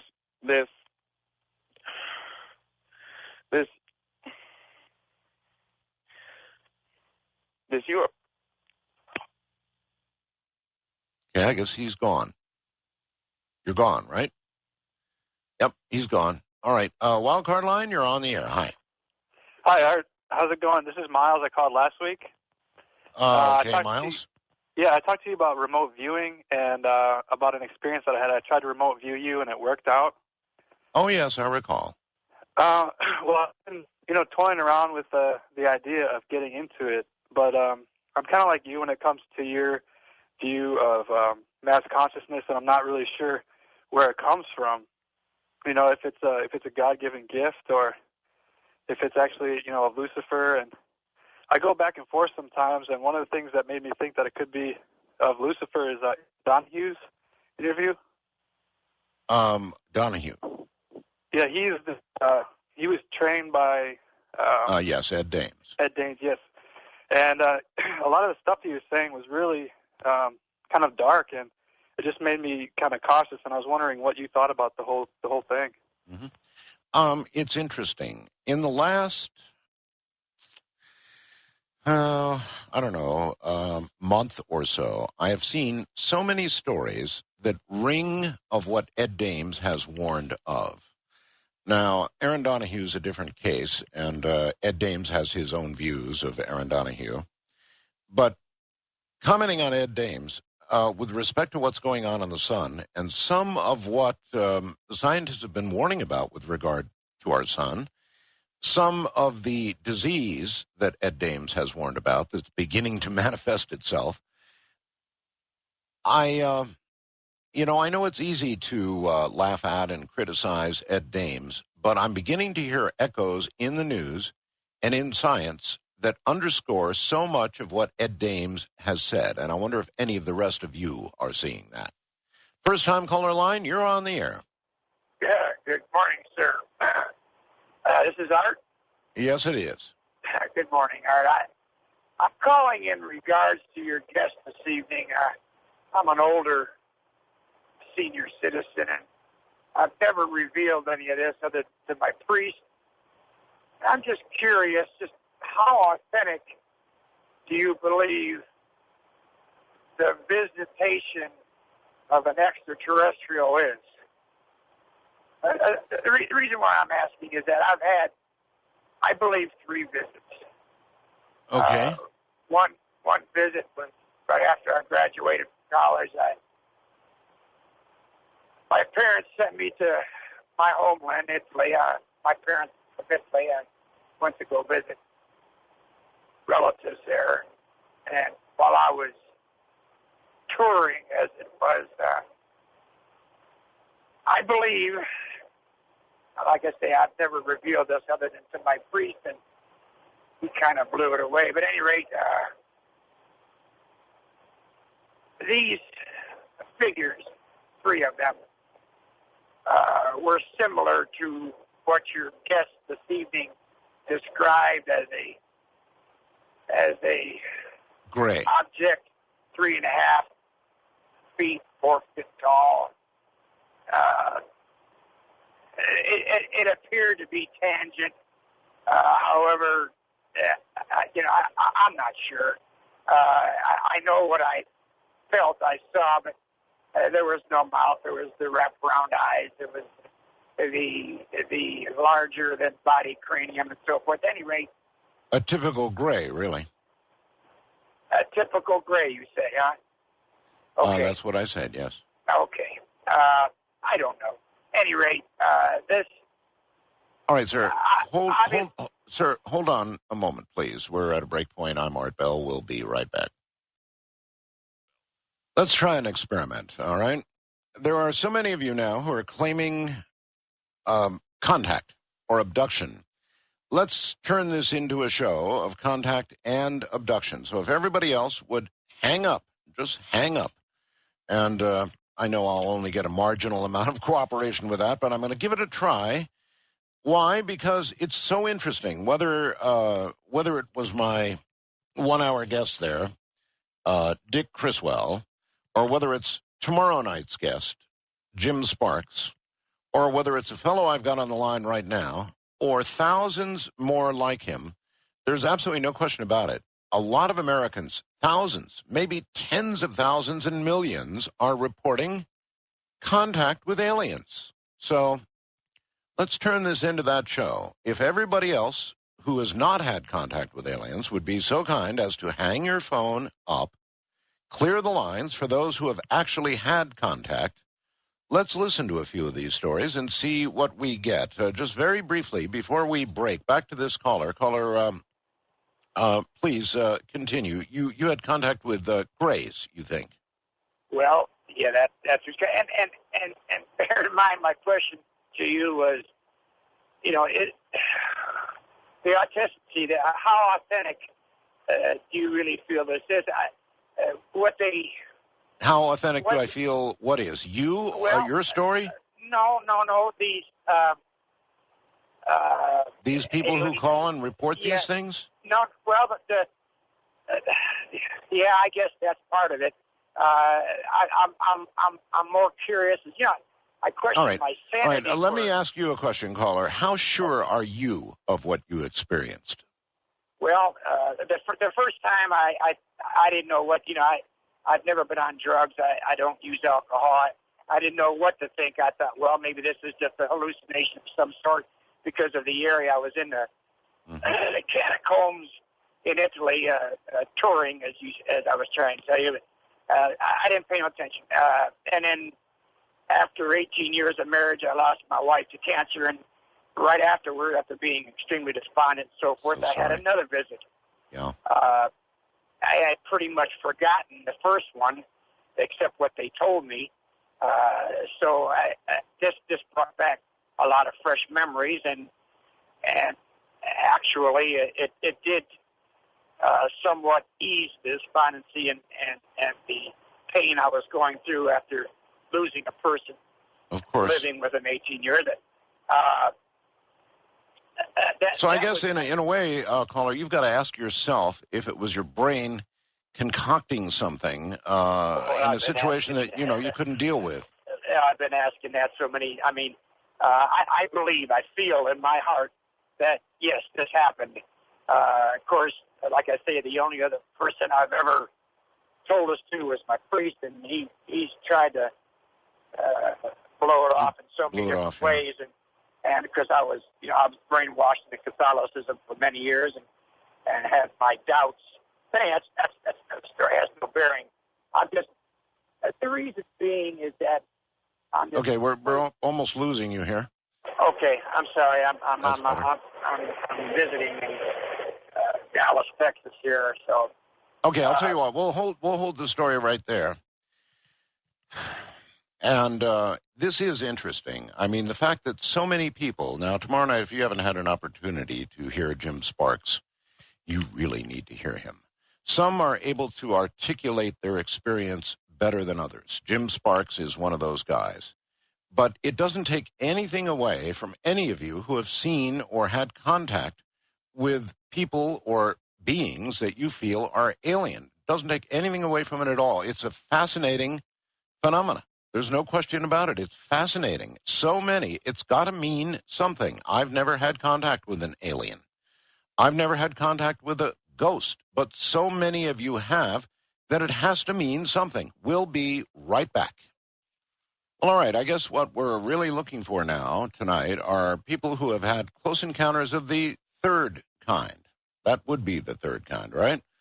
Or is that just very close to a ship? I'm actually looking for people who have had contact. Wildcard Line, you're on the air. Hey, Odd, how are you? I'm all right, sir. Josh in Jacksonville. Yes, sir. So listen, I've had two connections with or experiences with what I call, one with just what I call the alien voice in my head that I heard, and the other another second incident, heard the voice which said look up and saw the UFO in the daylight incident. So really, I mean, let's just break it down briefly. So 1997, driving in the car northwest of Baltimore, towards one of the suburbs right there from downtown where I'd work. Daylight, sunny, sun in the sky. And as I'm driving down the road, understand this. This is the day after the night when I posted a website with what became widely known as another anomaly on Mars. Okay. And I'm on the way, so I discover it in a flash, post it on the internet in 1997. I was working as a webmaster, early webmaster at the time. On my way the next day, literally, and this is some people who know me know about this story, on my way to close a deal between a major paranormal-related magazine, let's say, and a leading 900 number company to do a UFO 1-900 UFO info line, which no one has ever done, doesn't happen. Why that's the case is a whole other story. Bottom line, imagine those two incidents. As I'm driving to work the next day, literally I'm 5 minutes away from work, and I'm thinking to myself, why did that happen? What does this mean? Why have I never seen anything? Literally heard the voice in my head say, look up. So I literally looked up as I'm driving, just literally down one of the main roads there, not a highway, but look up, and there it is, silver disc, suspended right in the sky. Estimated size, literally the classic shape of, say, between a dime and a quarter held at arm's length. Right. Sun reflecting off the top left-hand corner of it. Clearly it was metallic. I take my glasses off, stick my head in and out of the car door. It's literally very high trees right there, so till it gets clear, I'm like, maybe it's just nothing. It's literally there. Not a blimp, not an airship, not a helicopter, not a plane. I've been around them all my life, like all of you have. We know when we see them, when we don't, I feel like. Make a long story short, as I'm driving, I've got to get somebody to look at it. I try to get people to look. I don't have a camera with me. Guy to my right at the next stoplight. Can you see it? He kind of sees, he's got to go. I start driving again. Maybe I'll get to this major sort of where the kids hang out, when they cut class, the cemetery right there. Beautiful lake. I'll get there. Well, as I'm driving, I look up, and it goes from in that spot to moving in literally that fast step-like pattern over maybe 5 body lengths. If you can imagine the classic, it would smash the head of any human inside there type situation. Right. Literally, then I'm like, what? As I'm staring at it, the hair stands up on the back of my neck. I look forward. I'm about to smash into the back of the vehicle in front of me. I slam on my brakes, stop just short of it, look back up, and the silver disc, again, affixed right there, is in the same spot, but now I'm seeing it literally for about 3 seconds of what I call the phase out. Not the blast away at high speed, but literally looked like it was twinkling straight out of, if you saw a Star Trek episode and overlaid in reality. I'm like, what? Look ahead again, because I have to slam my brakes again from, having almost hit that car. Look up again, and it's gone. Again, heard the voice, looked up, silver metallic, stuck in place, step-like pattern, phases out. I mean, for a guy who's researched this stuff as long as I have, it was unbelievable. That was the only incident I ever had. I then dropped that deal. Nobody ever did, and straight to this day, I challenged it. Nobody's ever done it. I challenge anyone to do such a thing. Well, I think people, thank you, would be very suspicious of a 900 line. That's a way to make money, of course. And so I think people would be naturally suspicious of that. In terms of your sighting, though, it was a good one. I had a similar one just walking up my driveway one day, again with Ramona. And as we walked up the driveway, there it was, a silver disc in a contrail, or very near a contrail, of a jet that was probably on its way to San Francisco. And this thing finally shot to the south in the classic takeoff kind of way. And so those are the two I've had, the triangle and then that silver disc. A wild card line, you're on the air. Hello. Yes, so Art, this is Fred Uphoff from, I'm sorry, Fred. Yeah, I'm gonna take that out. I just erased that, so your first name only, please. Thank you. I wanted to go ahead and talk about 4 abduction sequences that I went through. You have been abducted? 4 times. 4 times? Yes. All right. I don't remember. By what? Okay. The first time, I woke up in the morning, and on my, and I already talked to Linda Moulton Howe about this. Oh, you did? And she says she's had other triangles burnt into, other individual skins. Well, below my right thumb, the last joint towards the wrist Mm-hmm. had an equilateral triangle burnt. It was like a flash burn. Okay, do you remember how it occurred? No, I do not. But you remember that you were abducted. Well, I remember seeing all these people around me. Grays, or you might Sounds say like an abduction to me. Say again? Sounds like an abduction to me. Well, I'll tell you what. Here's what happened. I had this thing burnt into my. I still got the scar on my hand, and it was an equilateral triangle, 15 millimeters on all sizes, and on all sides, and 10 millimeters below the triangle, there was a scar where it removed. What can I say? Skin tissue. Maybe for some DNA test or whatever. And what did Linda Moulton Howe say about it? Just that she was familiar with other similar cases? Yeah, she had a guy in South America that had one on his leg.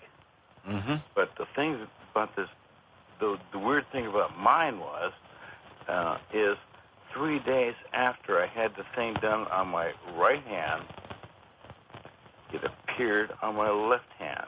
That is Flash weird. burn. Mm-hmm. All right, well, I very much appreciate the story. That's a kind of physical evidence, I guess. And that is what I'm after here. I'm after people who have had actual encounters. And if you could be here and look, you would see the lines are clearly all lit up. So we're talking about thousands, perhaps millions of Americans who believe they've had something happen to them, believe they've encountered people from elsewhere. Now, that's a non-trivial story. It's a non-trivial fact. It's you can take certainly some of them, and you can discount them. What you should not do is discount people who are not particularly articulate about it. Don't discount them. Sort of lump them in with the rest. People tend to do that because somebody is not particularly articulate and doesn't speak the King's English. They automatically discount the story, where the exact opposite is also true. If somebody is very well-spoken and unwinds their story in a fascinating, interesting way, then you tend to believe them. So don't discard stories because a person is not necessarily very articulate. The fact that we're getting so many of them, the fact that you can say, look, we want to talk to people who have had alien encounters, and you get a full stack of lines just waiting for you. Wildcard line, you're on the air. Hello, Art. Hi. I was standing in my backyard about a year and a half ago, putting up my telescope to look at the moon. Yes, sir. And as I was doing so, I saw a multicolored, what I would, the first thing that came to my mind was that it was the shuttle or some satellite going by. Right. It was going by very slowly, and it was multicolored. It was, there were rainbow colors, meaning red, blue, green, sparkling. It was slowly going over Lake Michigan, of which I live approximately 3 blocks from, I live in Racine, Wisconsin, 3 blocks from the lake. A lot of sightings in that area. Yes. And what was very interesting, that there was this sudden feeling that I should take consciousness of this, forget about the telescope, and I followed it with my eyes.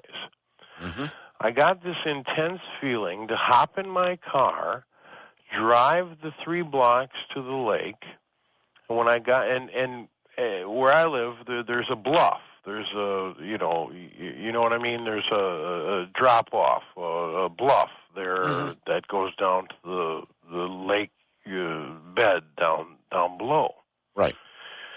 Now, I had an intense psychic, for lack of better words, I'm not an educated man. I'm a union truck driver kind of guy. That's fine. I felt that I should follow this thing, and there was something telling me to follow this thing and jump in my car and go and follow this. And when I got to this bluff, it was still there. I would say a mile off of the coastline. Mm-hmm. Well, you know how everybody says that they see these lights in the sky and they zigzag and they go up and zap out of your vision and all that kind of thing? Yes. This thing went down into the water. Uh-huh. I saw a huge, what I would call 300-yard, 400-yard radius glow underneath the water. Wow. And I felt that there was, I was just intensely drawn to this thing. Now, all I can tell you is that I know what you're asking on the airwaves right now. The abduction, if you were abducted, or met a creature. Pardon me. Or met a creature. Well, what I'm trying to say is that I went there in a complete conscious state, followed this thing, watched it go down into the water. No, it's a worthy story. And when it hit the water, it went under the water, and there was a large glow. And I watched it and kind of lost consciousness. Now, this was not, again, I heard one of your earlier callers say that, they don't do drugs and all this kind of stuff. I wasn't under the influence of anything at the time at all. I watched this in intense curiosity, and I've been listening to your show for quite some time, since before the new guys kind of took it over. Mm-hmm. Which I do have a question, if you would allow me to, at the end. And I will tell you that approximately 3 to 3.5, maybe 4 hours later, I found myself in a haze driving back home, which is only a straight shot. There's a main boulevard, DeKoven Avenue, that goes right down to where I'm talking about, and there's a little bluff there. You were missing all that time, 3 or 4 hours? I missed 3 hours, and approximately 3 hours plus, and I got back home, and I felt like I was in a haze when I got back home. I made it safely. Everything was fine. I pulled into the driveway. At the time, my fiancée had gotten back from work. I explained it all to her, of which we're both believers in, well, shall we say, other entities in the universe. Mm-hmm. And I explained it all to her, but there was about a 3.5-hour period of time that I lost. Got it. And I sat there and explained it to her, and I might add that I sat there on the bluff in kind of a haze and watched this thing hit the water. Right. There was an intense glow underneath the water, and I have to finish by saying this thing shot out and away underneath the water with an intense glow towards Michigan, because I live on the west side of the lake. All right, listen, Michigan. I'm going to have to hold it right there. We're out of time. We're coming up at a break point. But this is exactly the kind of thing I was talking about. Thousands of Americans have experienced something like this man did. That was particularly interesting. Water stories are particularly interesting. We'll be right back. From the high desert, actually. And what we're trying to do now is put together an hour of people who have actually had contact with other beings. I sincerely mean that now. If the rest of you would kindly extinguish your phone, sit back, listen, and enjoy the program, I really would like to talk to those of you who have had actual contact, been abducted, or had contact with beings from elsewhere. Now, that could mean, I suppose, another dimension. It could mean from actual craft. There's no way to really pin all of this down, except to say that thousands, perhaps millions of Americans have had some kind of experience. And as I explained earlier, some can articulately present it, some not quite as well. But the fact that so many have had this experience means something. It either means they are here, they really are here, or there is some great mass psychological something going on out there. And that's what I'm trying to get to the bottom of. We'll be right back. Dale in Missoula, Montana, is fast blasting me the following. Hello, Art. This was just on Fox News. They reported strange lights in the skies over Chicago and over the southeast. They called it UFOs. Dale. Now, if anybody else saw that report and can confirm for me, I would certainly appreciate it. First-time caller line, you're on the air. Oh, hello. Hi. Oh, who am I talking to? I'm Art Bell. Oh, let me turn my radio off here. Yes, please. Okay, yes. Let me tell you about my story here. I'm calling from Bakersfield, California. Mm-hmm. And when I was a little girl, I used to have these dreams. And I had quite a few of them, and they were always exactly the same. And I used to call them the oi, oi, oi dreams because they were these little creatures that would come towards me. And while they came towards me, they started out real small, real far away, and real slow in their voice. And they'd be going, oi, oi, oi, oi, oi, oi, oi, oi, and they'd be getting bigger and bigger and bigger. And then I'd wake up screaming before they would get to me. Do you have any reason to believe they were anything other than a dream? Well, I always thought they were aliens and coming to me in through my dreams. And as I've grown up, I've had other experiences and not being asleep, things that would really happen to me. Like what? Okay, well, one time I had this little guy. He was outside my window, and he was colorful. He was twinkly. He was smiling. I call it a he. I really don't know what it was, but it was some kind of creature.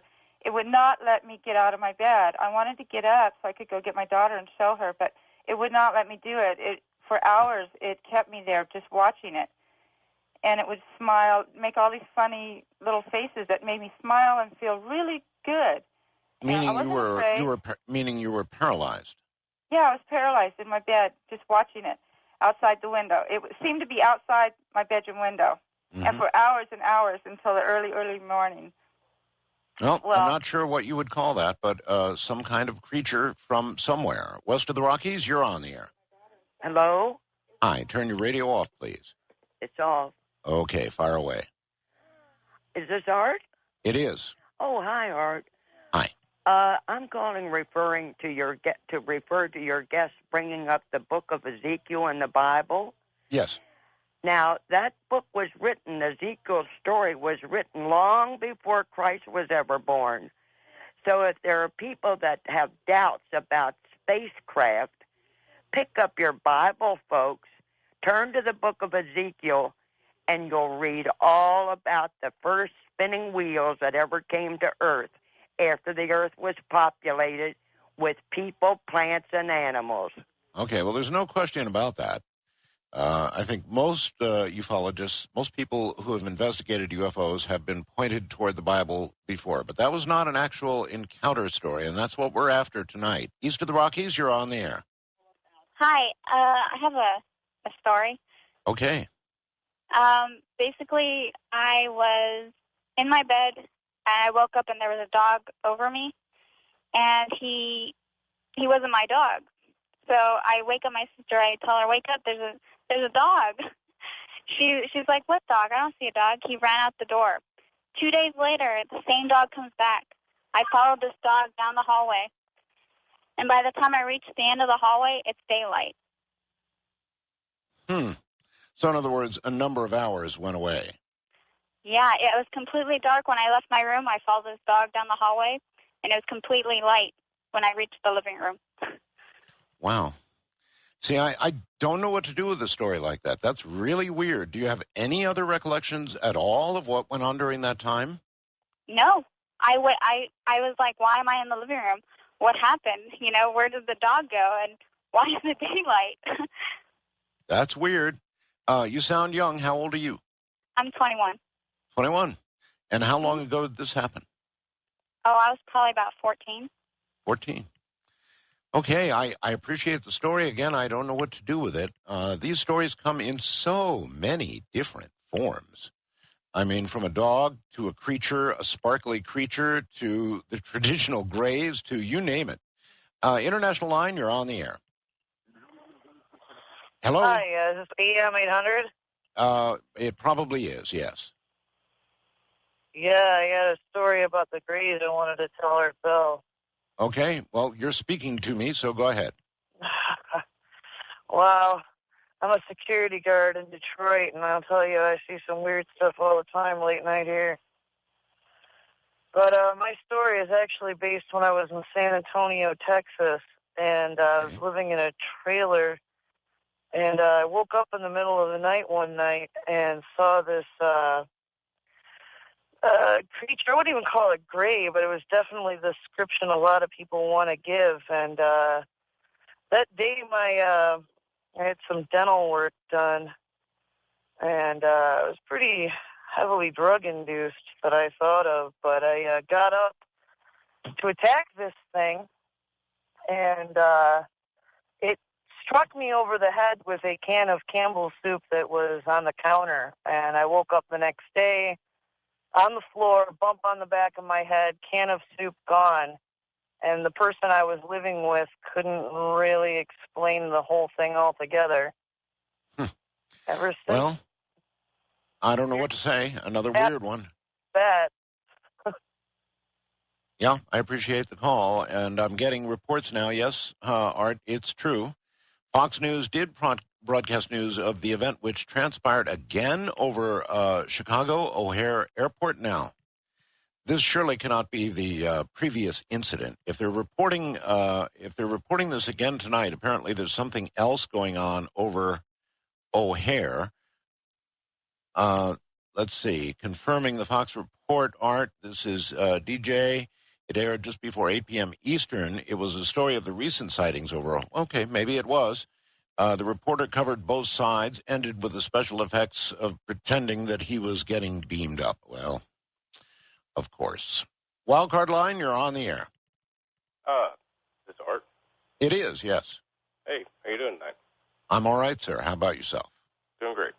Hey, I want to talk to you about the ambiguity of the source of signals that you're giving in communication with extraterrestrials. I can barely hear you, sir. You're going to have to yell at me a little bit. I was wanting to talk to you about the ambiguity of the signals that you're given when you're communicating with extraterrestrials. I don't communicate with extraterrestrials, so... Well, during these circumstances, when you're given, messages or whatnot. I'm not given messages. I've never communicated with an ET. Really? Really? I'm amazed. Okay. I'm sorry to disappoint you, but I have never had one of these encounters. I've had some strange things occur to me in my life, but I have never communicated with anything that I consider to be from anywhere else, for whatever that's worth. Wildcard line, you're on the air. Hello. Would have been. Wildcard line, you're on the air. Good morning. Yes, how you doing, Art? Okay.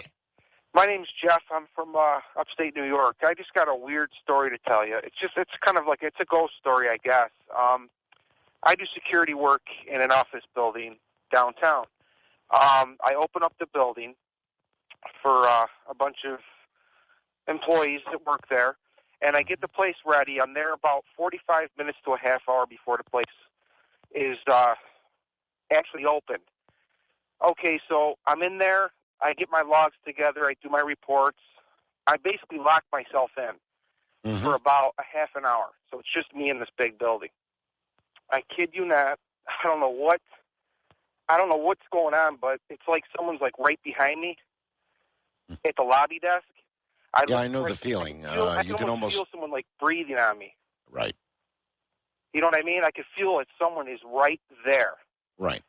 And I hear weird noises down in this lobby area. Well, morning, a couple hours goes by. I speak with this one woman that's been there for years. I told her what's been going on. She says to me that, well, it could be the guy that died 3 floors up. This building is about 10 floors up. And she said, yeah, about a year ago, this guy had a heart attack, just died right on the spot, and he died right in his office building, right up on the 3rd floor. He goes, it could be him. And she was laughing, And it's just weird because since I started working here, every morning it's like somebody's there with me. Well, I mean, to where I got to turn my head. When I'm doing my log work and I'm doing my reports, I actually have to turn my head and just keep looking like every 2 seconds in back of me because I know someone is in back here watching me.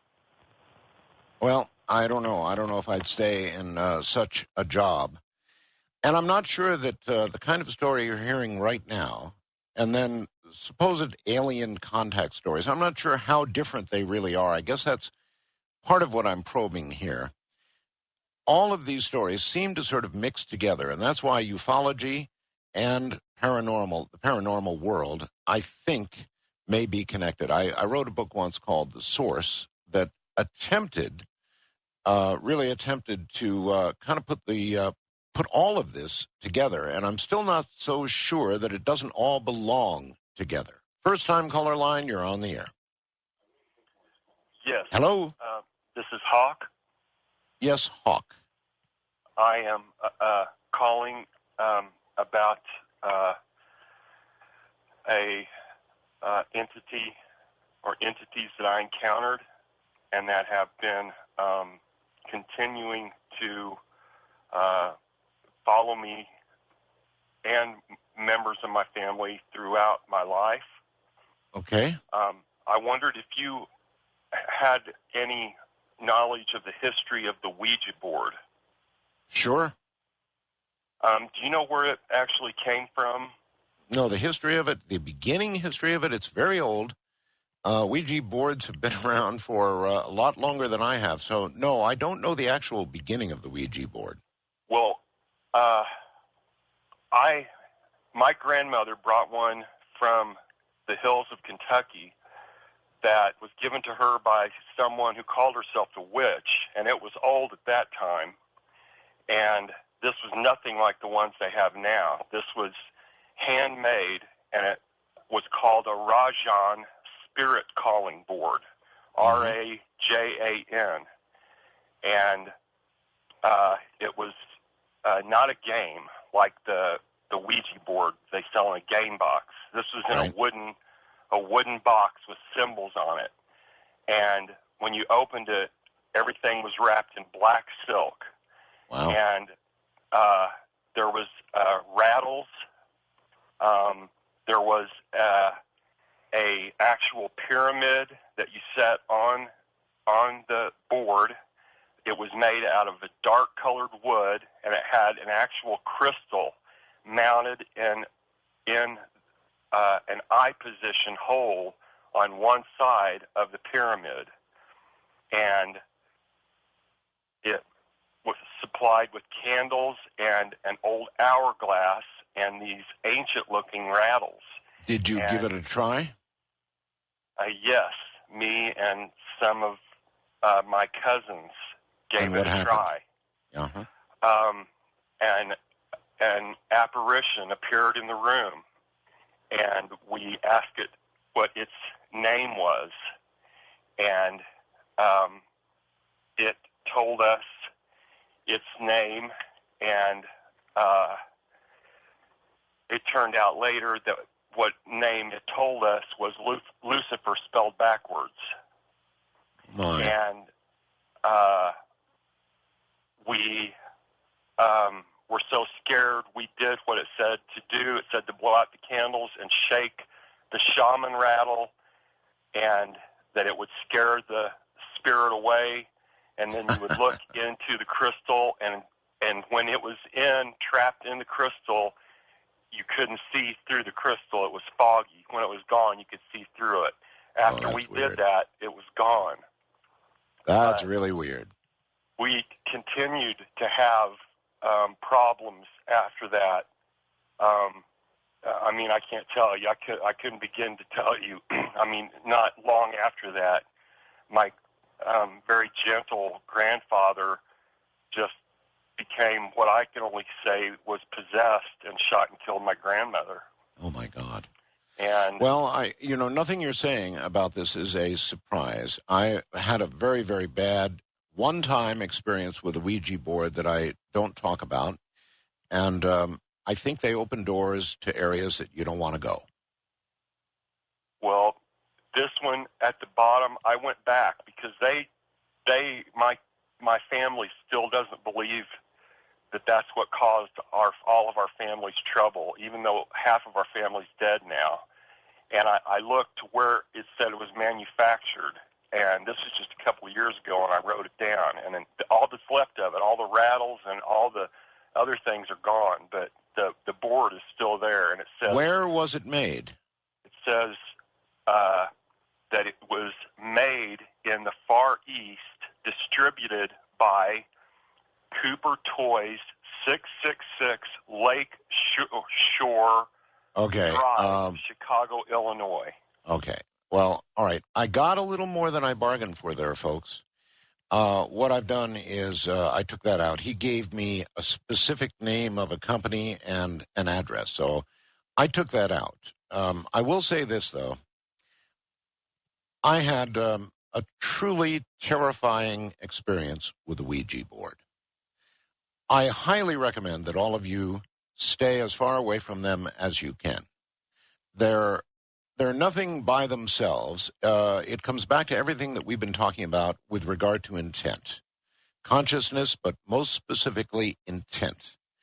If you try to call up negative spirits, or you use something, it's just a tool. That's all it is. But if you use that tool and project your intent, trying to call something evil, you're very likely going to get it. So be wary. West of the Rockies, you're on the air. Hi, Art. Hello there. How are you? Yes, turn your radio off. That's number one. Okay, it's off. Can you tell me anything about just seeing a pair of eyes all the time? Seeing a pair of eyes? Yes. I look up No. and I see eyes all the time. You see them where? In front of me or on the side of me. You see eyes in front of you or to the side of you? Right. Just regular eyes? Brown eyes? Blue eyes? Sometimes blue eyes, brown eyes. I look up, small eyes, big eyes. No, I wouldn't know what to say about that. The eyes have it, I guess. I don't know. Eyes. Big eyes, small eyes, brown eyes, blue eyes, little eyes, big eyes. She sees eyes everywhere. From the high desert in the middle of the night, the strangeness of the night. This is Coast to Coast AM. Boy, maybe we really did set it loose. Look at this breaking news from the National Ledger. You can read it on the nationalledger.com.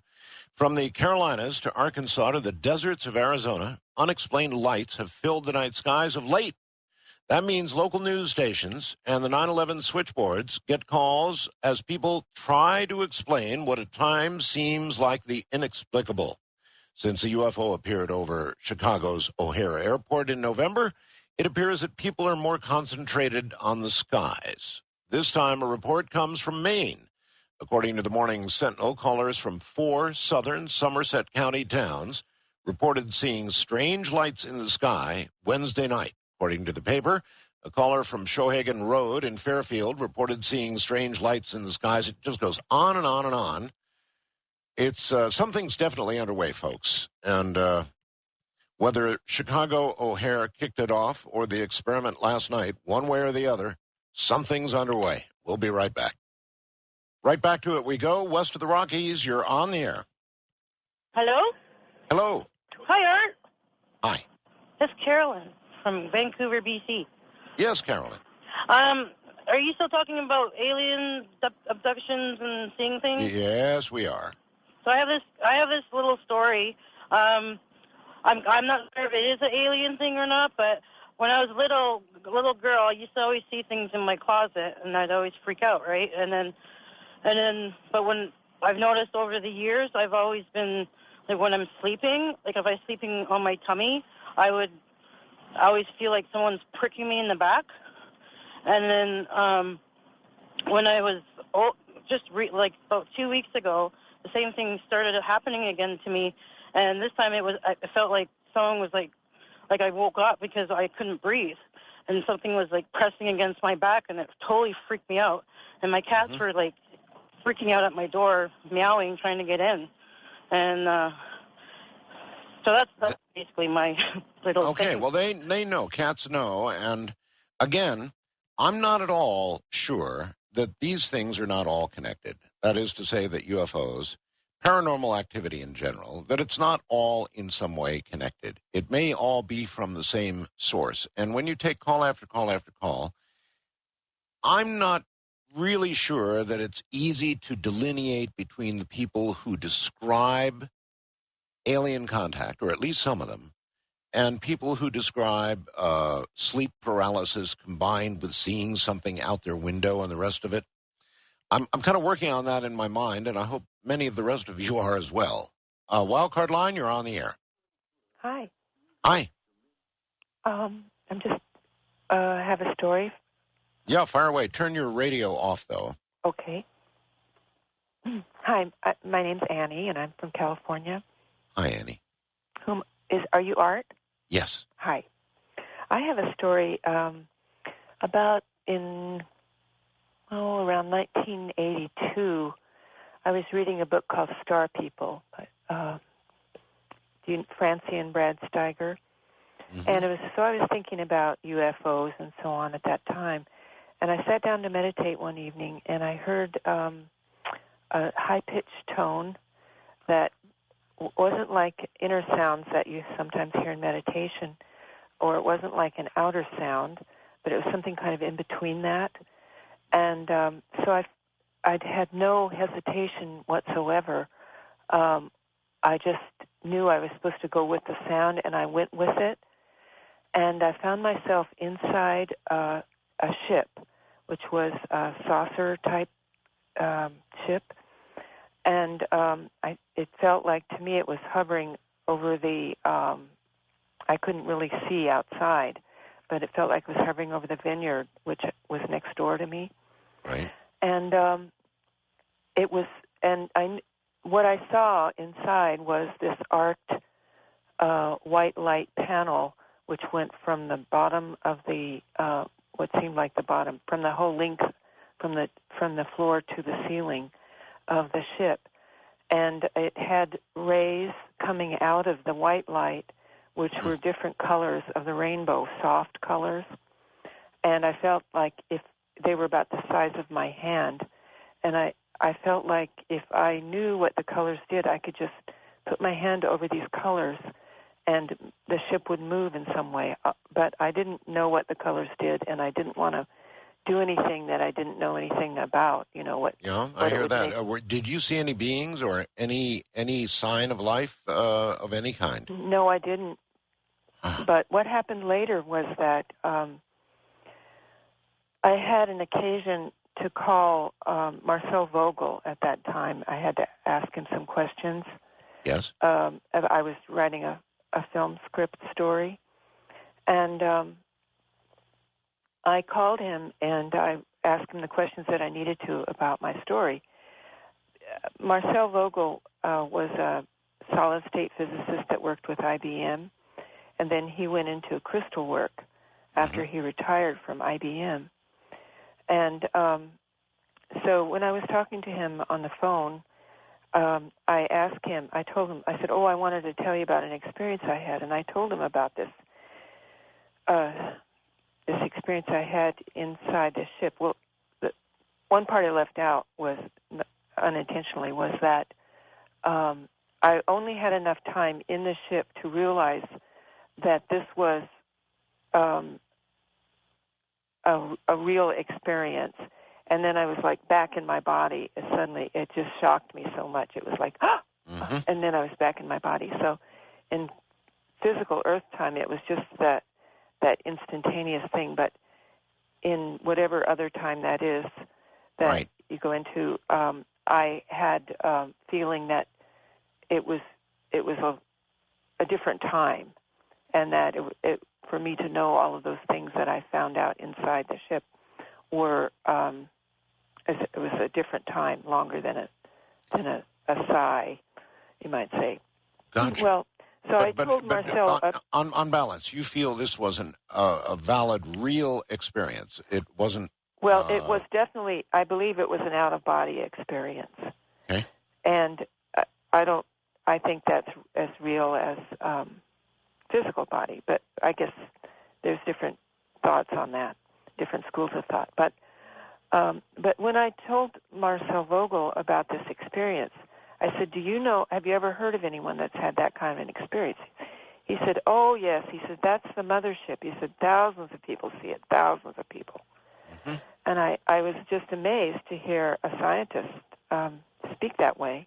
And I'm not. And I appreciate your story. I think that, again, it points to a kind of a confusion between what most of us call the paranormal and what a lot of us call ufology. I really see a great mixture here. I see I don't even know how we delineate between the two, between some sort of paranormal experience, something that may be coming from another adjacent dimension, and something that's real and physical and from another planet. I'm not sure we're capable of knowing the difference. Wildcard line, you're on the air. Holy Hello? mackerel. Yes, holy mackerel, you're on the air. Exterminate by radio. Thank you. Paranormal experience. Down, not up. It's terminated. There you go. Well, anyway, you know what? That experiment we did? Yes. That was a bad idea, Art. You know what? I didn't really think anything about it, but I went outside, like you said, like everybody else did, and I stood out there. Nothing happened, so I came back in to listen to radio to see if anybody else got anything, right? Mm-hmm. I come back in, I sit down, and I remember I need to get something out of my car. We went to a commercial break, so I went to my car. I saw over the freeway a helicopter, I guess, what I thought was a helicopter. So I see it's eventually heading toward me, so I said, okay, I'll rule this out. You can't leave. You see something flying in the air. Right. This thing heads toward me. It keeps getting bigger and bigger and bigger. It's a big white light. And I'm telling myself, no, what's that? No, what's that? I'm a complete skeptic. Even I've seen something, and I'm completely going, no, this can't be. Right. And this thing is about 2 blocks from me. It's huge, white. Let me put it to you this way. This thing looked organic. It didn't look like anything like you hear of a craft. It was glowing white, and it had, like, underneath it, legs. It's ridiculous. It looked like tentacles, like a jellyfish, and it was glowing. And this is ridiculous. I go, no. He was like the size of a what do you call it, a softball at arm's length. Oh, yeah. And I got scared. I just said, no way. And you know what? You know what I think? We're crying wolf here. That was a bad idea, Art, because, I feel real bad. I got scared. I went inside. I said, what are we doing? We're making these things come here. They're probably there in case some sort of natural disaster or something. We need help from these individuals. But I looked on the internet because this is ridiculous. UFO like a jellyfish. I typed in UFO and jellyfish, and guess what? They exist. UFOs, I know. I know. Listen, it's like we set something loose. It's going crazy out there. So, yeah.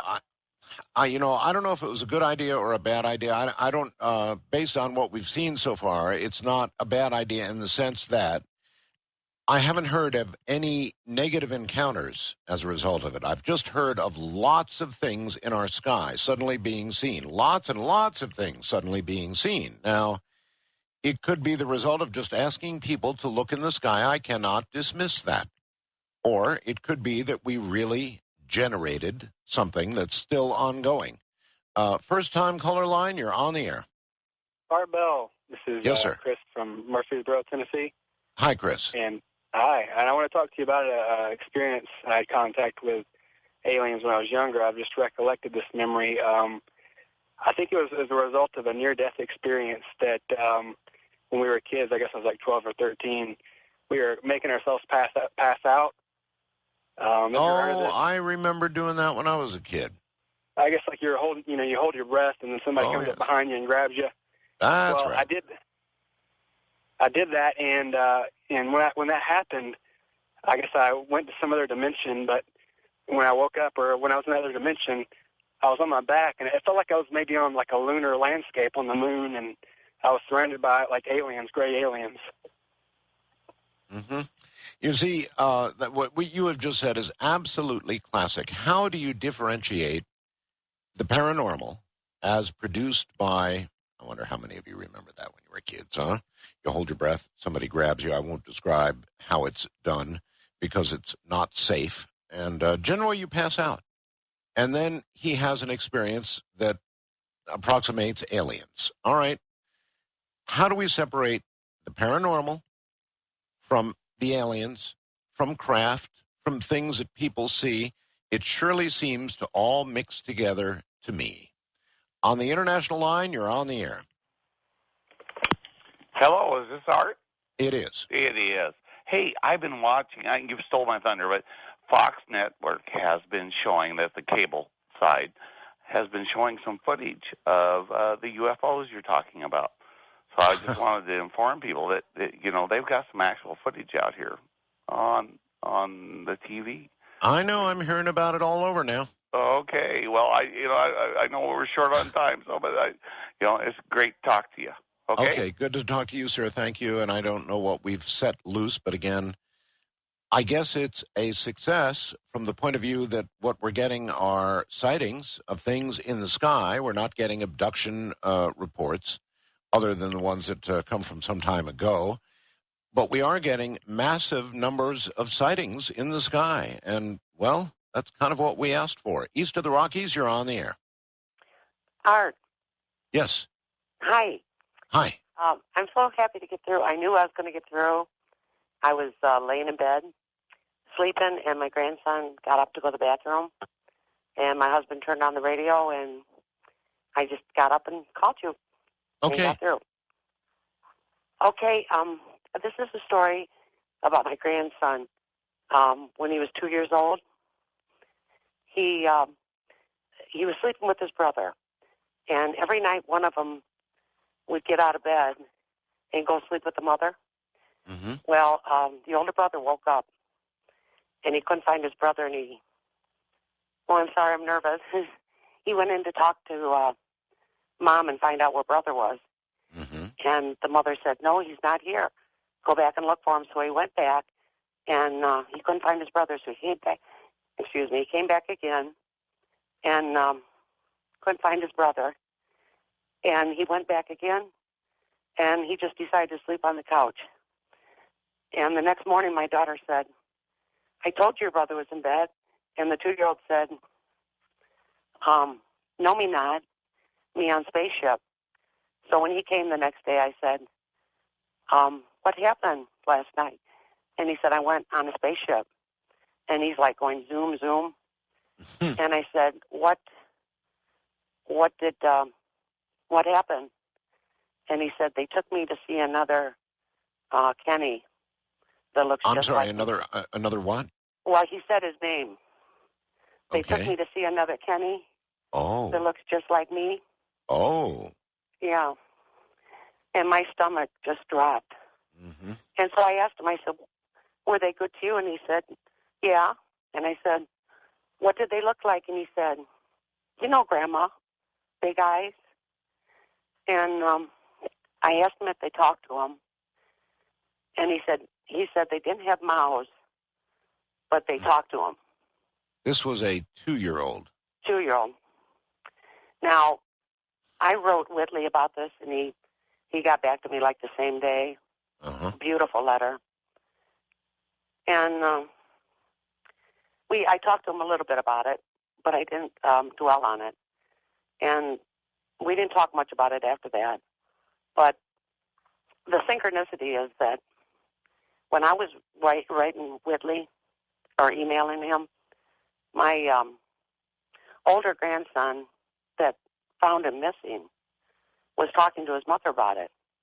When I got the response back from Whitley, I called my daughter and told her that I had emailed Whitley and gave her the response. And she said, Mom, just yesterday, the older grandson asked her if she remembered the incident. And And then I think probably 3 years, 4 years after it happened, we were standing outside a restaurant. And out of the clear blue sky, we were just standing there waiting for my daughter to come out. And out of the clear blue sky, he said, Grandma, what I don't know is, how did they get me out of my bed the night they took me? And I just about fell over. I couldn't believe he was asking that. It was, it's kind of sad in a way, because I love him so much to think that, maybe something is happening. And then the next incident was, I think, was it Mars that was close to Earth, or Venus? It was Mars. Oh, it was Mars. Okay, we were outside looking for it with the telescope, and I couldn't see it. We didn't have a very good telescope. And I came and I said, come on, let's go look it up on the Internet. And I brought it up on the Internet, and as soon as he saw it, he got real excited, and he says, Grandma, that's where they took me that night. And I said, I just talked to him, and I said, what do you mean? He said, I saw that. And what he implied, without really saying the words, that's where the mothership sits, right near that.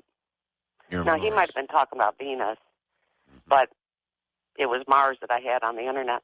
And he was so excited. He said, that's where they took me that night. And he said he got off one vehicle into another, and it was real big.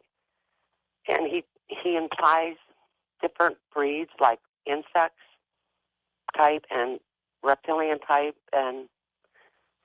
but that Boy, was that's really, an awful lot for a 2-year-old to remember. right. It really exactly. is. That's an amazing story, though.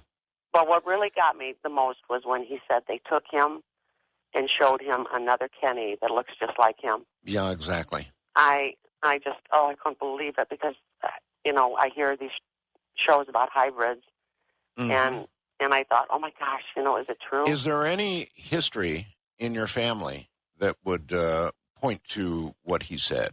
In other words, was anybody else abducted? You know what? We're running out of time. But is there any family history? If they are, I don't know about it, but I got to tell you one more thing real quick. He is psychic. He can take a camera and take photographs of orbs. Okay, on that note, I've got to go, ma'am. Thank you very much. I'm sorry. We're flat out of time. Thank you all for the stories. And if this doesn't get you thinking, along with what's going in our skies right now, I don't know what will. At any rate, we'll be back tomorrow evening. Jim Sparks will be back. He's really quite something. That'll be a program you don't want to miss. From the high desert, I'm Art Bell. Night all.